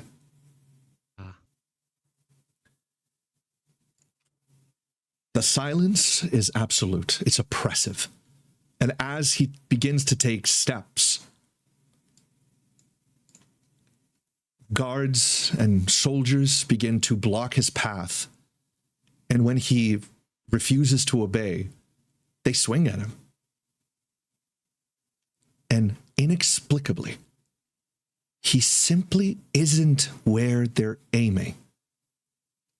It's as if he knew where these strikes would be, and he simply chose not to be there at the time. He keeps making his way forward. Walking through, two Kingsguard rush him, trying to stop him. Ethel, you know how deadly the Kingsguard are. These are some of the greatest soldiers Sylvania has ever produced. They don't simply miss a man who is walking at a brisk pace. But this man is untouched. And as he continues to walk, he makes his way to the center here, across from the dance floor. The stranger pulls out a sword. And Ethel, you see your father squint his eyes as if he notices something.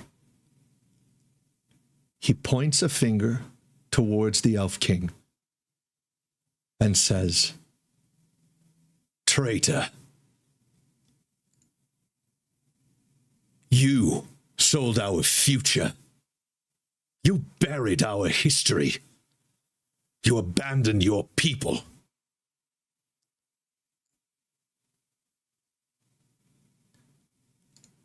The Elf King comes to his feet, looks at the King's guard and says, remove him, now. And as the King's guard begin to rush him, he simply says, no. And as the King's guard swing at him, again they miss.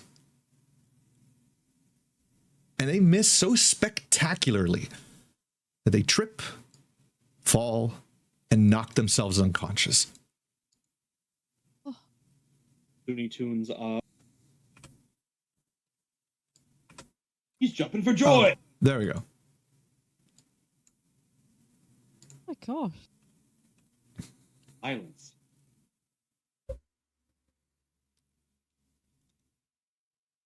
Roll initiative.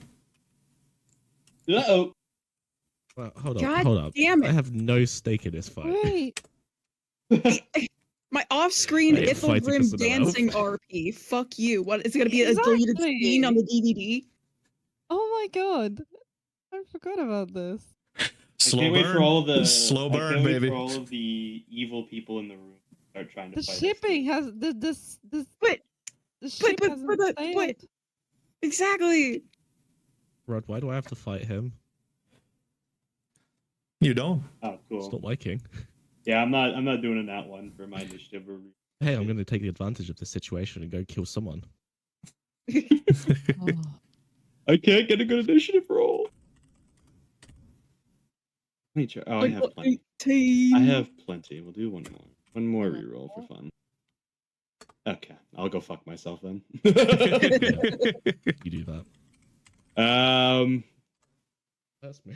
Yeah, we'll fucking stick it in 8. Game doesn't want higher than 8 initiative today. Kirith, a 10. It is your Yeah, it's choice to gonna be fight or not. You don't have to. Can I Oh. use the combat to fight someone else in the room? You may. Makes Fantastic. sense. While everyone's I busy. don't know. I mean, is everyone else raring to fight this guy, or what's our mood? Do we just let him go slide? I feel like I'm contractually obligated to, so Yeah. Let's. One thing I will remind I feel you like all my of: party fights and I fight. Alistar Fry is the leader of the coalition, which is allied with the Kingdom of Sylvania. Just letting you know. A reminder. What you choose to do is yours. Sounds like a lot of problem. Are you gonna break your oath or are you No, he's are you there. gonna kill the Sorry. guy? Well, I guess if Hilden's contractually obligated to fight, I'm kind of contractually obligated to fight too. that's I'm hot. also contractually obligated to Sigh. fight the coalition. I'm contractually obligated to help my party because Yes, they've it's, helped me. There's At least I get to Aura check Farm, and I get it. to. Side on this one.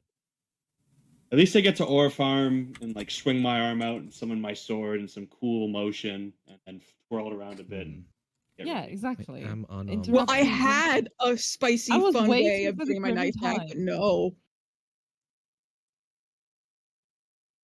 At least I still get to use my main sword. Good enough for me. Oh, that's funny. If you'll remember, despite us having taken advantage, taken initiative. I gotta take a shit. Cool. I'm so sorry.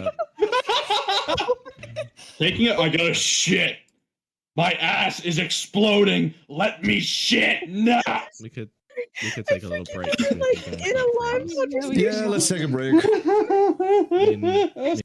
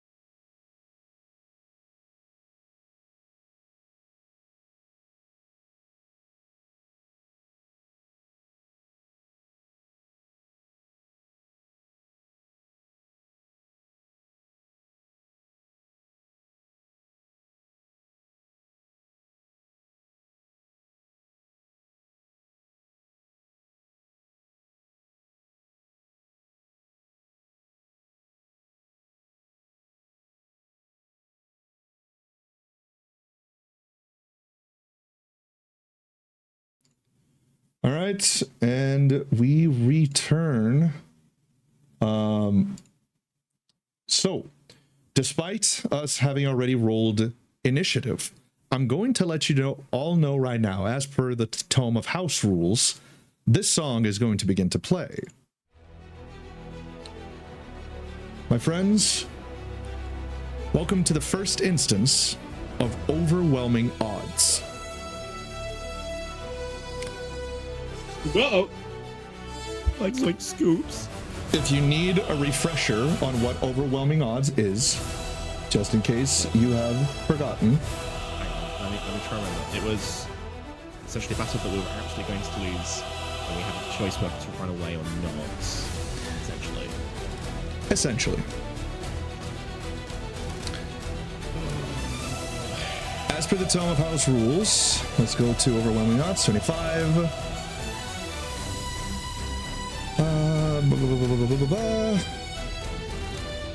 Although Wyndburgh PCs are known for their heightened prowess in combat due to homebrew content such as Awakening, they will not be at the level of power necessary to handle certain obstacles. This creates the need for a situation where the odds are so completely stacked against the players that they have little hope for survival, let alone victory, while still keeping the story going.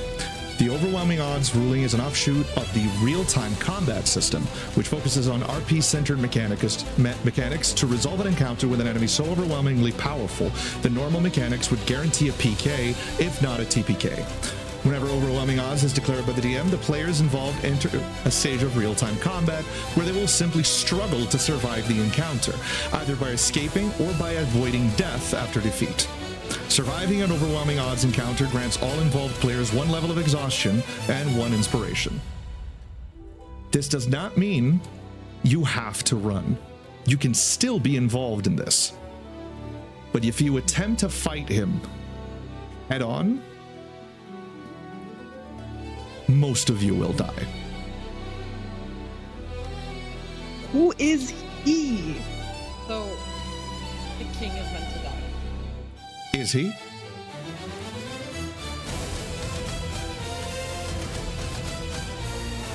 Would certain draconic extracurricular sources assist? How so? Girl, I don't fucking know. What if I call in my tactical nuke through the ceiling? You sure you want to reveal that right now? I mean, no. Make sure he brings the weapons. I'm just asking. Well, that's a question it's hard to answer here. You okay, Spider-Man? Bring forth teammates via these spell. Well, you gotta remember something. Your characters don't know this. None of this. You feel an overwhelming arcane presence, yes, but you do not in any way know that this is an overwhelming odds situation. Your characters just saw this guy make his way through without attacking anyone, and all the King's Guard try to stop him, and for some reason or another, he was able to simply step to the side and make these elite warriors miss. So, unfortunately, I think both comedians will actually fight the others. Say again? I was thinking about Archimedes here, and he probably would make sure to, if needed, fight to protect the others, even if it means dying. Fair enough. That, like, as far as he knows, the king hasn't done anything evil. That is So true. letting this guy kill the king does go against the oath. It does. So the choice is made for me. And, you know, But would he he? would die. I'd Ready, character ready. I'd say he would value the party higher than the king, wouldn't he?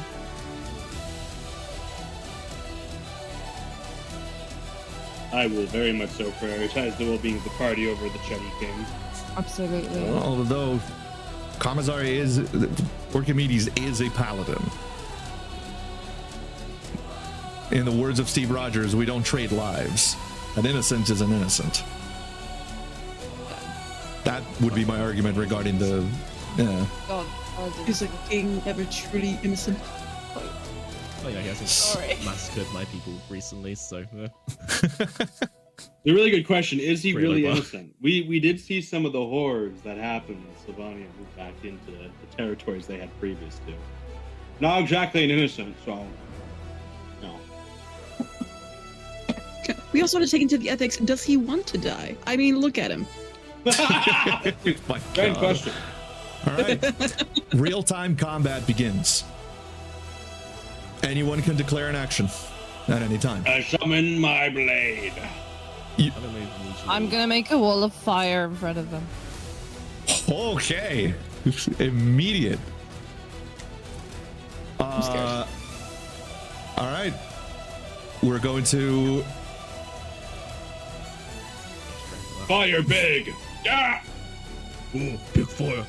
Ethel, Summon. Yeah. Nadia, as you summon this wall of fire, you see the King's Guard behind here, closer to the king. You see them just join next to the king, and those that are over here just sort of like grip their swords and look at you, and then look at where you place the wall of fire, and not exactly relax, but they're definitely not looking at you.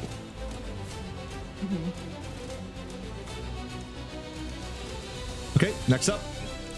I will, in my off-camera Ithilgrim RP, I had a fun way Grim, passed my other knife back to me. Oh, yeah, for sure. But as per cliches, I also have one under my skirts, and I grabbed that one as well. That's fair. As you pull out your knife, you see your father, you notice your father looking at you, and he just nods. There's a sense of pride there. I hike up my skirts. It's time to fight, ladies. You all see the nobles begin just running, just getting the fuck out of Dodge over to the side. Fucking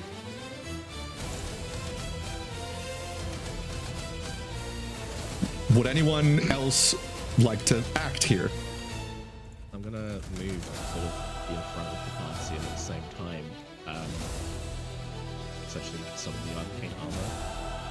Probably for the first time ever, the helmet's actually going to go on as well, sort of like Iron Man style as well. Lock in. You have to keep the helmet off, that way you don't get killed. Well, I'll take up a flank. There. Every time Orchimede speaks, the helmet disappears for a moment. Invincible! Invinky? Invincible! at the same time, A steak? I'm gonna go ahead and Yes. see what the fuck it's called. Give us some extra points of health.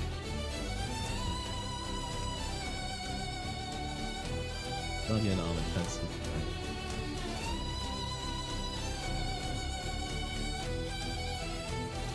You're taking a flanking We'll also- position, Solbrook? Yeah, I'll go on the right. I'm already on the right flank, so I'll just go. Okay. Probably ask Kirt to come with me here. Do you? Yeah. As she turns, you hear Karlak. Princess, please. Stay where I can see you. She looks over and still goes towards you. Today, another win Shit. for the OG. Nadia, as you're holding this wall of fire, you notice the stranger begin to take steps forward.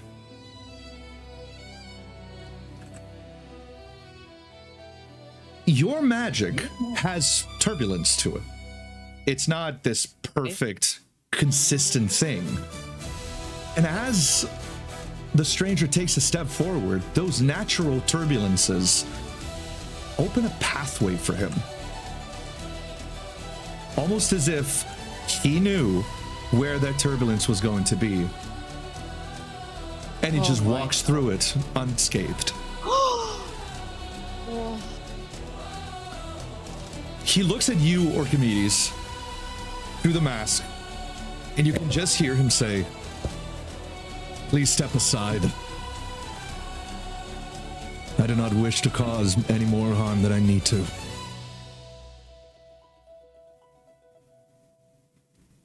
As a paladin, I can't do that. I'm sorry. I respect your oath, Paladin. And I respect that you will try. Though I would wish you wouldn't. And as he takes a look at the party here at the front, he looks to the right, sees Dale and Nadia. And as he looks to the left, Ithilden, he looks straight at you. And he freezes for a moment.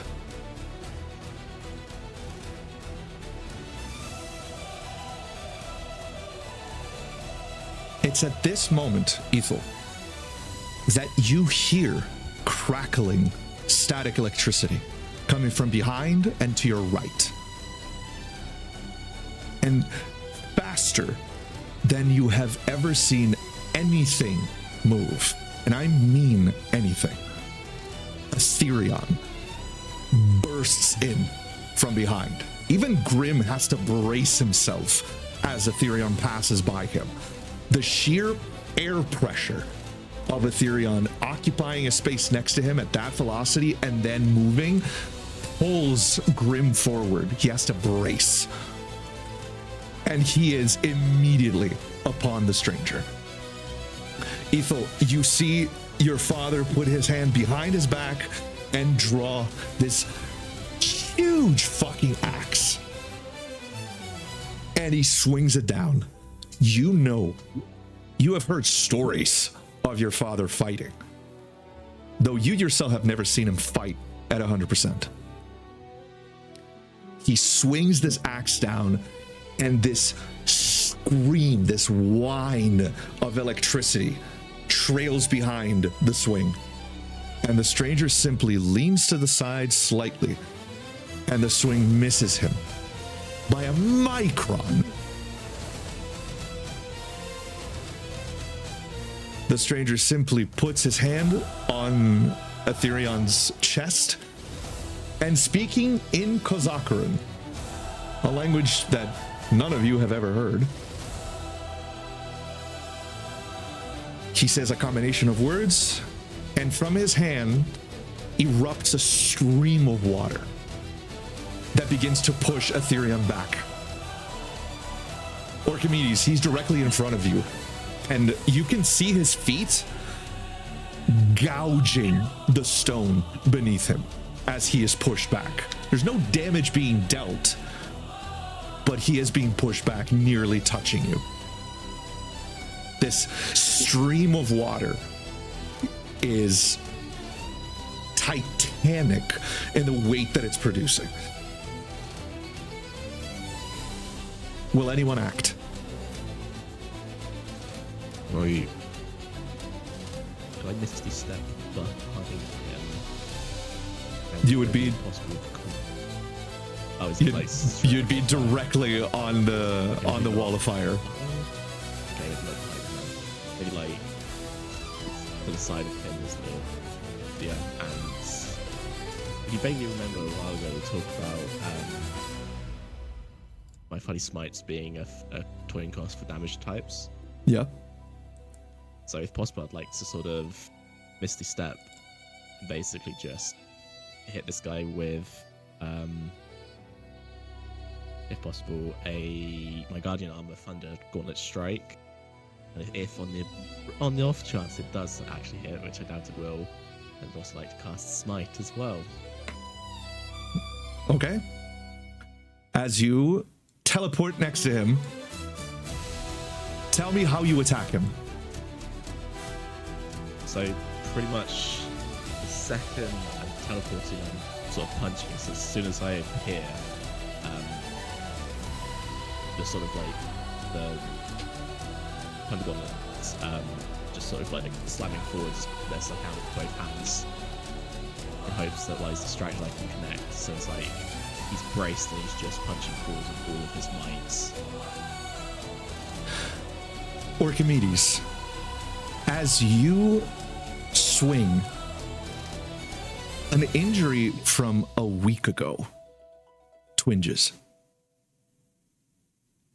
For an instant, you feel that pain twinge, and it knocks your trajectory slightly off target without moving. The stranger simply looks at you. Immediately, his head turns to the side as you teleport. And because of that coincidence, your strike is knocked off target. He doesn't have to move. He simply just stares as you miss.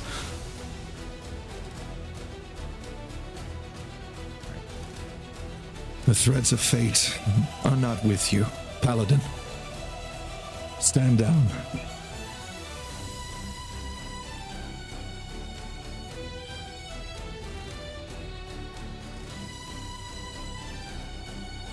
I'm going to reply. You're not going to reply? Okay. He takes another step forward.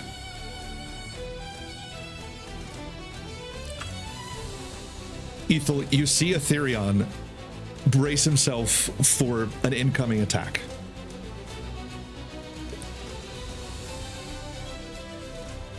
Will anyone act? God. I mean, I'm in a ball gown and with two knives. But while Lord Daddy is occupied in Elvish, I'll like call to the rest of the King's Guard. Like, your Lord Commander fights, form ranks. Put an inspiration on your page. They Thank you. move forward and assume defensive positions. The King's Guard up on the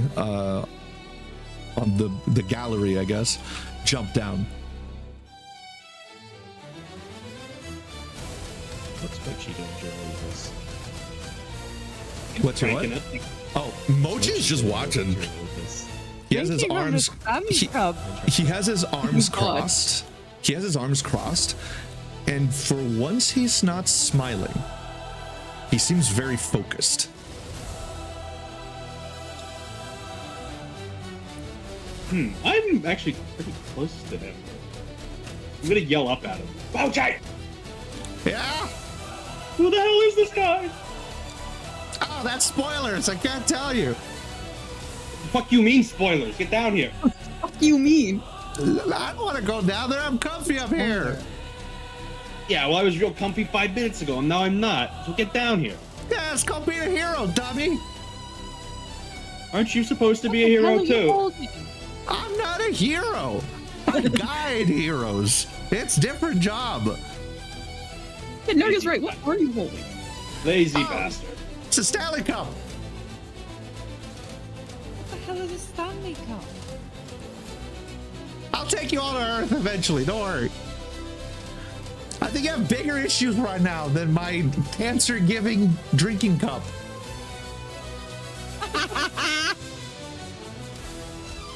I guess I will. I'll cast an Eldritch Blast at the warrior because that's all I'm good for. Smile.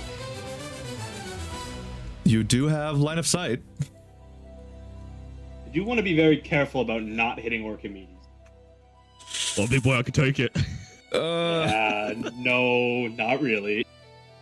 Fine, big dog, you're fine. Saltbrook, cast that Eldritch Blast. Are you sure? I Make just a don't hit decision. Orchimedes. The problem is he's in line of sight right behind him. I will blast Orchimedes. He's gonna win. I didn't do that. I didn't. Fuck. I don't really want to Eldritch Blast because I know I'm gonna hit Orchimedes. You're evil.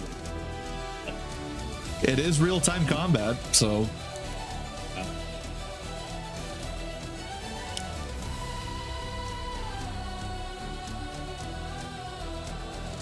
Not right now. Maybe later. okay. Instead, I want to observe. I want to try and see if I can recognize like a pattern in his obscure movement. Download his dataset. Literally. Ethel, you hear the stranger speak. Come now, Aetherion. This was a long time coming. It can't be. And a foot shoots forward, from the stranger, and it pushes Ethereon back.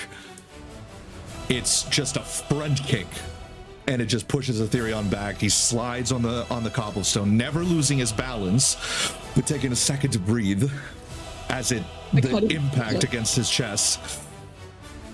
What'd you say? I was gonna say, like, I kind of like instinctively take a protective step in front of my dad. Okay. Would I recognize this motherfucker's voice? No, you wouldn't. Okay.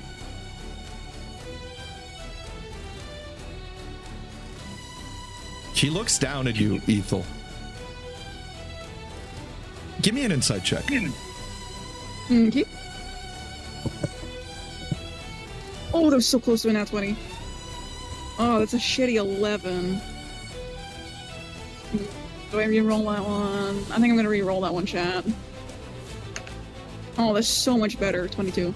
On a 22, Ethel, after he kicks Ethereon and Ethereon slides and you step in front of Ethereon to protect, you see that the stranger was taking another step forward, and he did, but as soon as you appear in front of him, he hesitates. There's a flinch.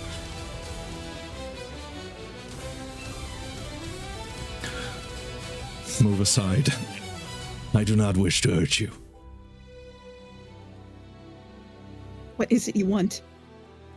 Justice. For what? For our people. Step out of the way, Ithilden. And as he says your name, you see that he catches himself. As if he didn't mean to say it.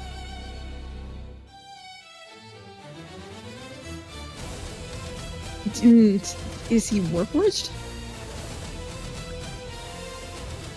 I don't know. Is he?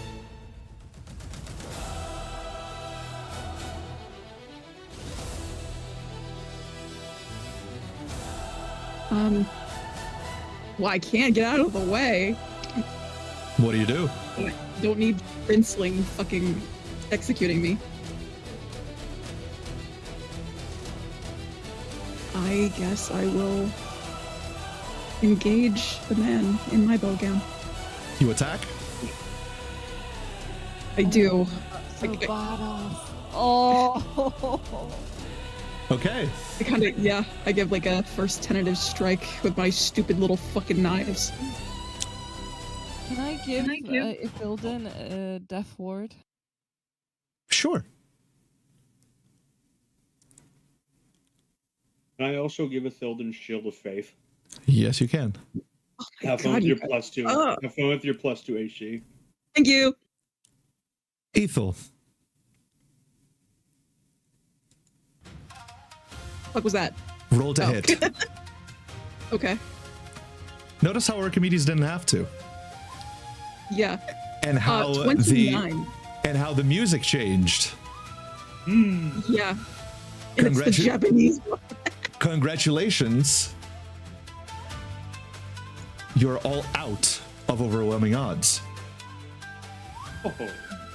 Okay. Yep. Ethel, you hit. Okay. Roll for damage. My plain daggers that don't have ethereal damage. I guess that's a 9. Yep. Tell me how you attacked him. How did this move hit?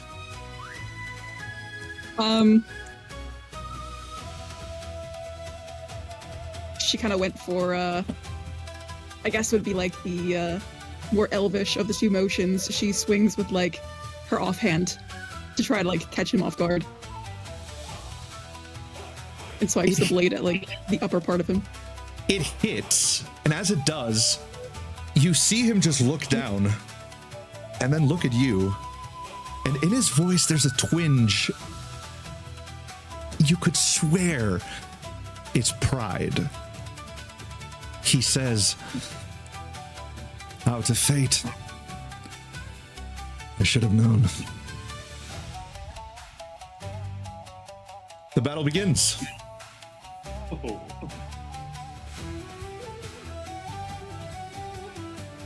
It's crazy how I... Yeah. No, go ahead. was gonna say it's crazy how that little like throwaway quip I just said at the start is so bad. What is? We control our own face, and then I tap the side of my head, makes it think. Yeah, I didn't want to say anything, but just Me, now but I know. Now I can give you an inspiration for that. I couldn't give you back then; it'd be too obvious. But get an inspiration for that. Stranger I guess will. On the main character. What was the damage you dealt? Was it 9? 9. Okay, he's He going to dies immediately. take. He's going to take 4.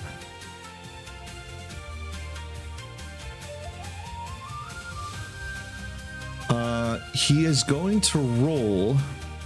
Well, I can attack twice. Well, that was you guys getting out of overwhelming I odds. see. Real time, I guess. It's essentially breaking fate. You'll understand why eventually. I know. Portents of the Silver Thread. At the start of combat, the stranger rolls 3 d20s and records the results. When a creature the stranger can see within 120 feet makes an attack roll, saving throw, or ability check, the stranger can replace the roll with one of these recorded rolls. Each portent die can be used only once.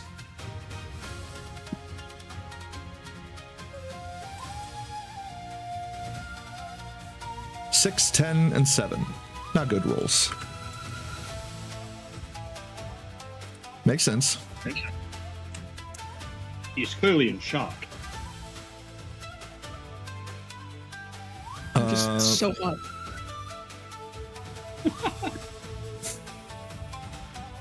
Okay, It's one this moment. Orchimedes is thinking, huh, finally the party's fun.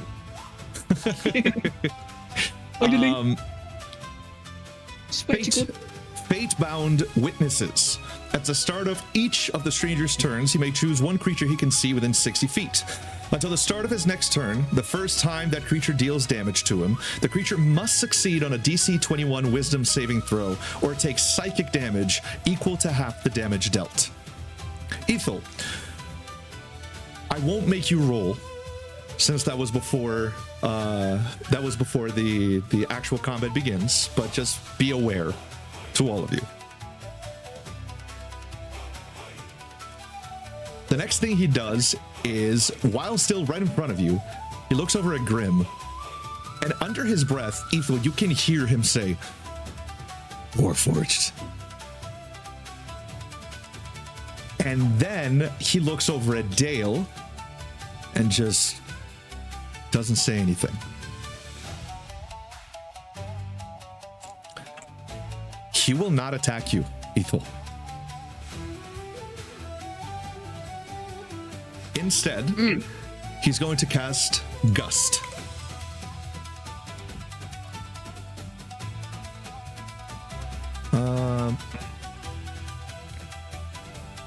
One second. Okay, I need you to roll a strength saving throw. Okay. 16. Okay, you are going to be moved 5 feet back, and since you collide with Ethereon, roll a d4 for me. Okay. Oops, not Safari. Fuck you. D4? D4. No, Ooh. a 2. You take 2 points of bludgeoning damage from colliding with Ow. with Ethereon. Ooh, that'll be and that's enough for me. After he pushes you back, he's going to leap. Second, I need to make this 3D. Yep, he's going to leap up here. Kill him. And he's going to It's over now, guys. It's got high ground. all right, Ethel, it is your turn.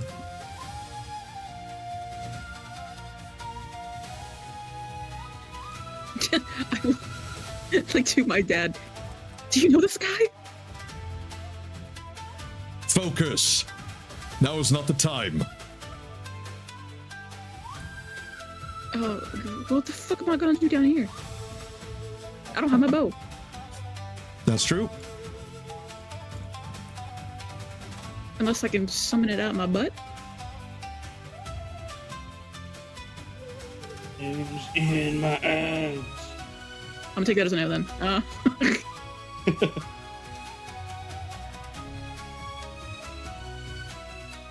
I guess I will cast Hunter's Mark on the guy. Okay. And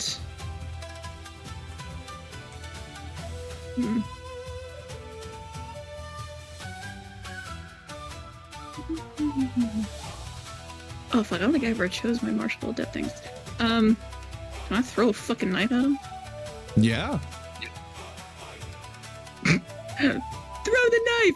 It's cool. Sure, I'll throw my fucking knife at him. Roll a dex check for me.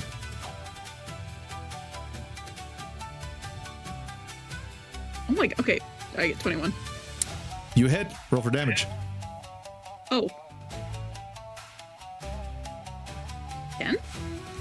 10. There you go. Oh wait, what's the 100? Sorry, what's 100 mark? Plus d6, I'm pretty sure. Was it D6? Yes.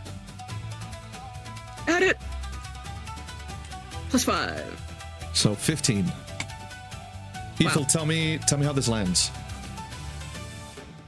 Again, she kind of like throws this almost like on the off foot as she whirls around at him, and it barrels kind of like right towards center mass. It pierces him center mass, so his stomach. And as it lands, he takes a second and pulls it out, and Oh, just not so drops bad. it and drops it on the ground next to him.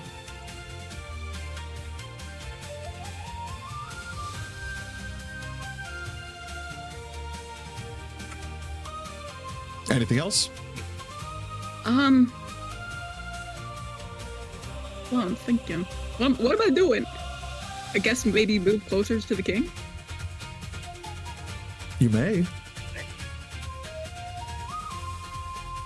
With Yeah, I got 35 movement. speed. 5, 10, 15, 20, 25, 30, 35. It's as close as you can get to him. All right, I'll take it.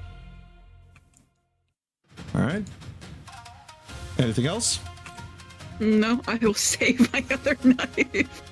All right. Orchimedes, it is your turn. Okay, I'm going to do something I've been waiting for a while to do. Hell yeah. To kill Alice the Fright. No, I'm joking. I'm going to cast Enlarge on myself. Oh, hell yeah. Really?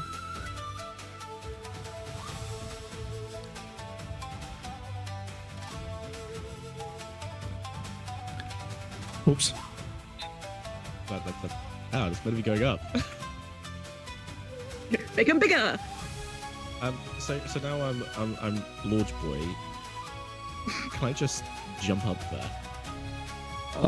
What's your speed? 30. Yes. Here would be the closest. Okay. So here, center. And then, I mean, the choice is obvious, right? Bonus action. Well, Hell yeah. That's my bodyguard! All right, there you are. Melee range. how'd that work again? How'd my notes on that? Yeah,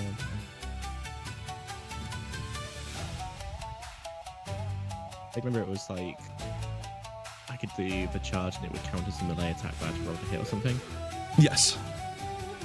Seeing as I've got either, so I'm gonna go with the Thunder Gauntlets. I'm gonna roll to hit the Thunder Gauntlets.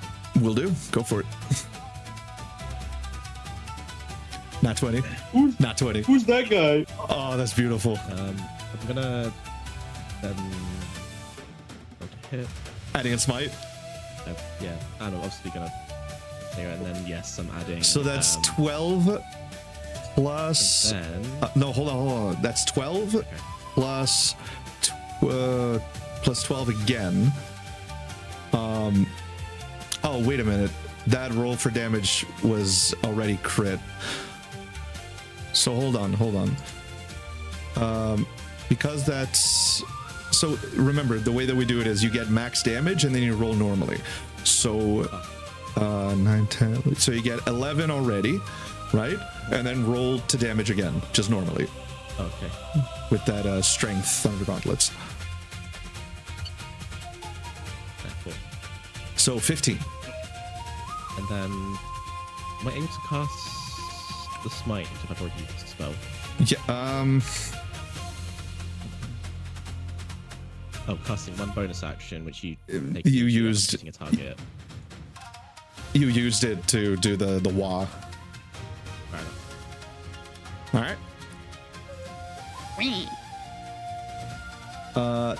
Dale's turn. He's going to cast 30 feet. 1 second. He's going to cast Major Image. And with Major Image, he is going to create an opaque wall in front of the king. Fuck it, City Walls works.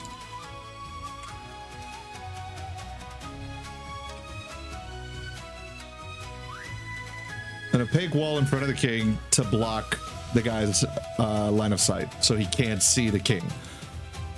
It's not, concrete, but it is blocking the line of sight, making it harder for the guy to be able to get to the king or know exactly where he is. He's also going to move closer. There we go. On Kirith's turn, she is going to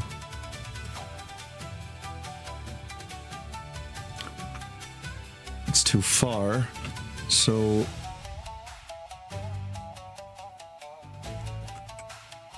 move. That's too far still. That's fine. Fuck it. She's taking action surge. So she will bonus action teleport into midair. And then with her action surge, she's going to finish her teleport again using Eldritch teleportation. I believe that's arcane teleportation. There we go. In order to be able to attack. She will martial arts. She misses. She's going to attack again. She hits. And she hits the third time. So twice. 6, 4. So 5 points of damage.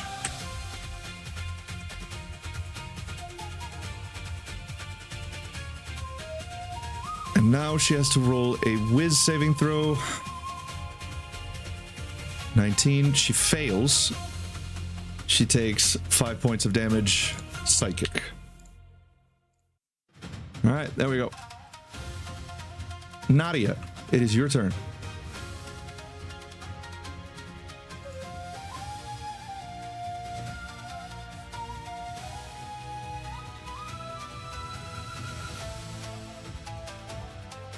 Oh, actually, yeah. I forgot I have this. I should use my Mantle of Flame and cast it on myself. That's a bonus action. Okay.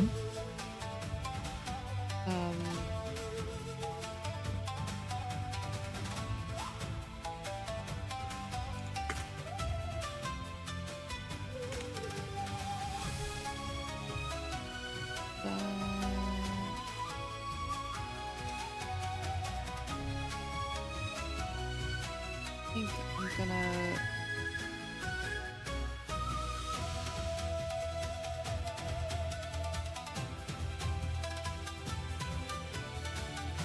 I have so many spells that are just fire spells. I'm like, which is which? Oh my goodness. So going forward, something I recommend is while other people are taking their turns, try to figure out what it is that you want to do. It does make combat a little faster. Yeah, it does. Yeah. So let's see. What do you want to do? Can I just cast the Scorching Ray? Yes, you can. What level?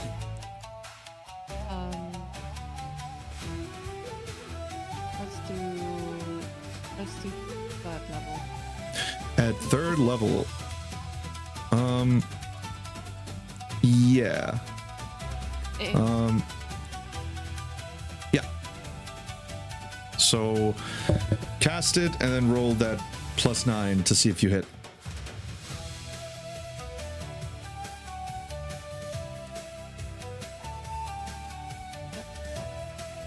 That's a miss. 19.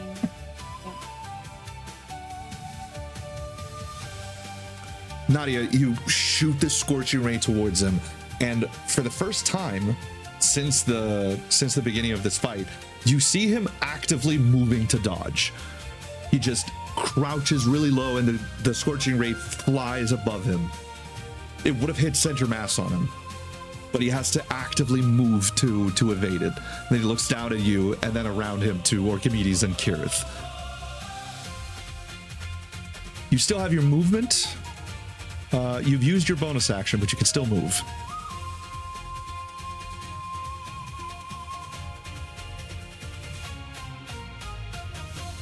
I know that. Okay, where is Ithilden? Right. Thilden's right here. I'm gonna go shield Ithilden. Oh, okay. No, I'm just gonna Tabs on stand the with main Ithilden. I'm gonna stand with Ithilden. Okay, you have enough movement. All of her. Yeah. All right. Sopbrook, it is your turn. I'm gonna make my way towards the goober, but I'm not gonna do anything fancy. I'm just gonna move kind of. I guess I'll put myself between him and the king as far as my movement will go. 30 feet. This is as close as you can get, like right here. This is not a solid wall. You can move through it. Yeah, I more want to more diagonal myself though, so a bit more up. Like here? Kind of like across the dance floor. Yeah. Here. Yeah, that'll do. There you go. And then I'm gonna do everyone's favorite, and I'm gonna cast Eldritch Blast. All right, roll to hit. It's gonna hurt my brain probably before it. First one. 27. Hit. 15. Miss. Dirty 20. Miss. 19. Miss. Yeah, one more. That's a one. That's so sad. One hits. Good enough. Alright. I will roll one dice for the damage. Yep, go ahead. That will be a 17. So 17 points of damage. Roll a wisdom saving throw for me. I do have is it a magical effect? Question mark? No. Okay, I got a 16, so I'll be a little bit in pain. You dealt 17. You take 9 points of damage. Okay. Worries. And then I do also want to cast. I got something. Yes. I will change my Shield of Faith to. You already cast a spell. No, it's a bonus action. Moving it. Casting time, one bonus action. You already cast a spell. That's the thing. Oh. You can only cast a spell per turn, even if it's a bonus action. Huh. Okay. In that instance, I will do nothing. All right. Grim's turn. He's going to turn around 60 feet. Yeah, he can do it. It's creating an echo next to the guy. He will move to stand with you girls. And using one of his features, he's going to attack from the echo. Martial arts. Miss. Hit.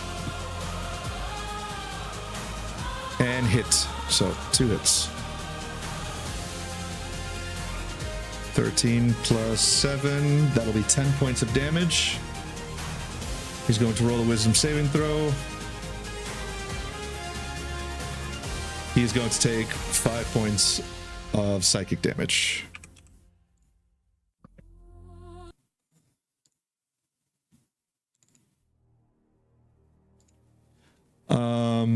Okay, that's Grim. Aetherion is going to move extremely fucking fast. He's not even dashing. Just moves towards the king. And he begins... One second. He's going to enter Storm Fury Rage. He has advantage on strength checks and saves, adds +6 bonus damage to melee attacks. He's immune to being charmed or frightened. He gets a storm aura, and he can fly 40 feet speed. He gets these lightning wings that manifest behind him. Mog. Completely mogging the Saltbrook. While raging, creatures of Aetherion's choice... While raging, creatures of Aetherion's choice that started their turn within 20 feet take 4d6 lightning damage. He can use a bonus action to change the aura to one of 3 effects. Tempest pushes creatures 10 feet away with a DC 25 strength save. Thunderhead disrupts spells. Casters must succeed on a DC 23 con save or lose the spell. And Gale increases fly speed by 20 feet and adds +2 AC until start of next turn. What else? And that's it. He's just going to hold this position while in rage.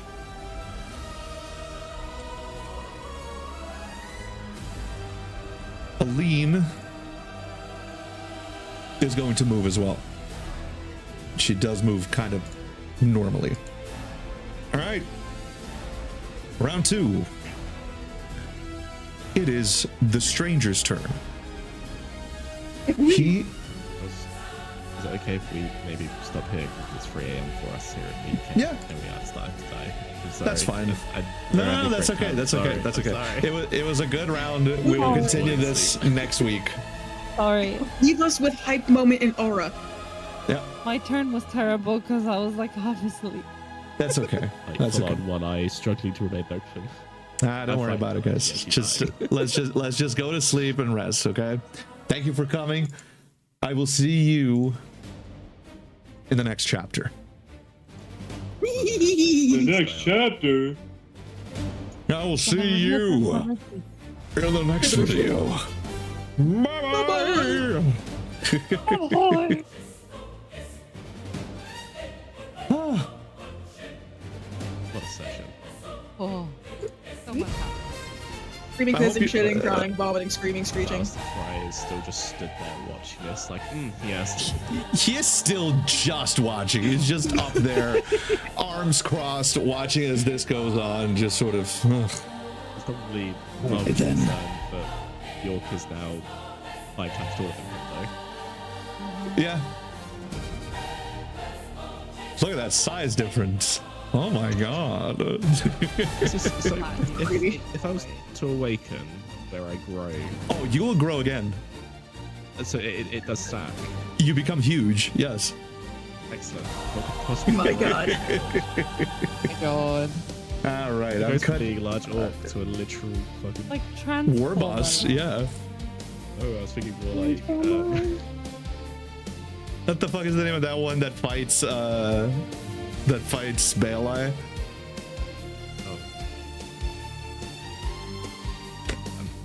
Rear brain is like dialogue is right. Czar, what's the name of the guy that fights fucking Baelai in 40k?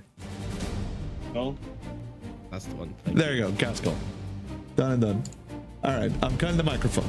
Good night, everyone. Thanks for coming. Good night, Rob. Good night.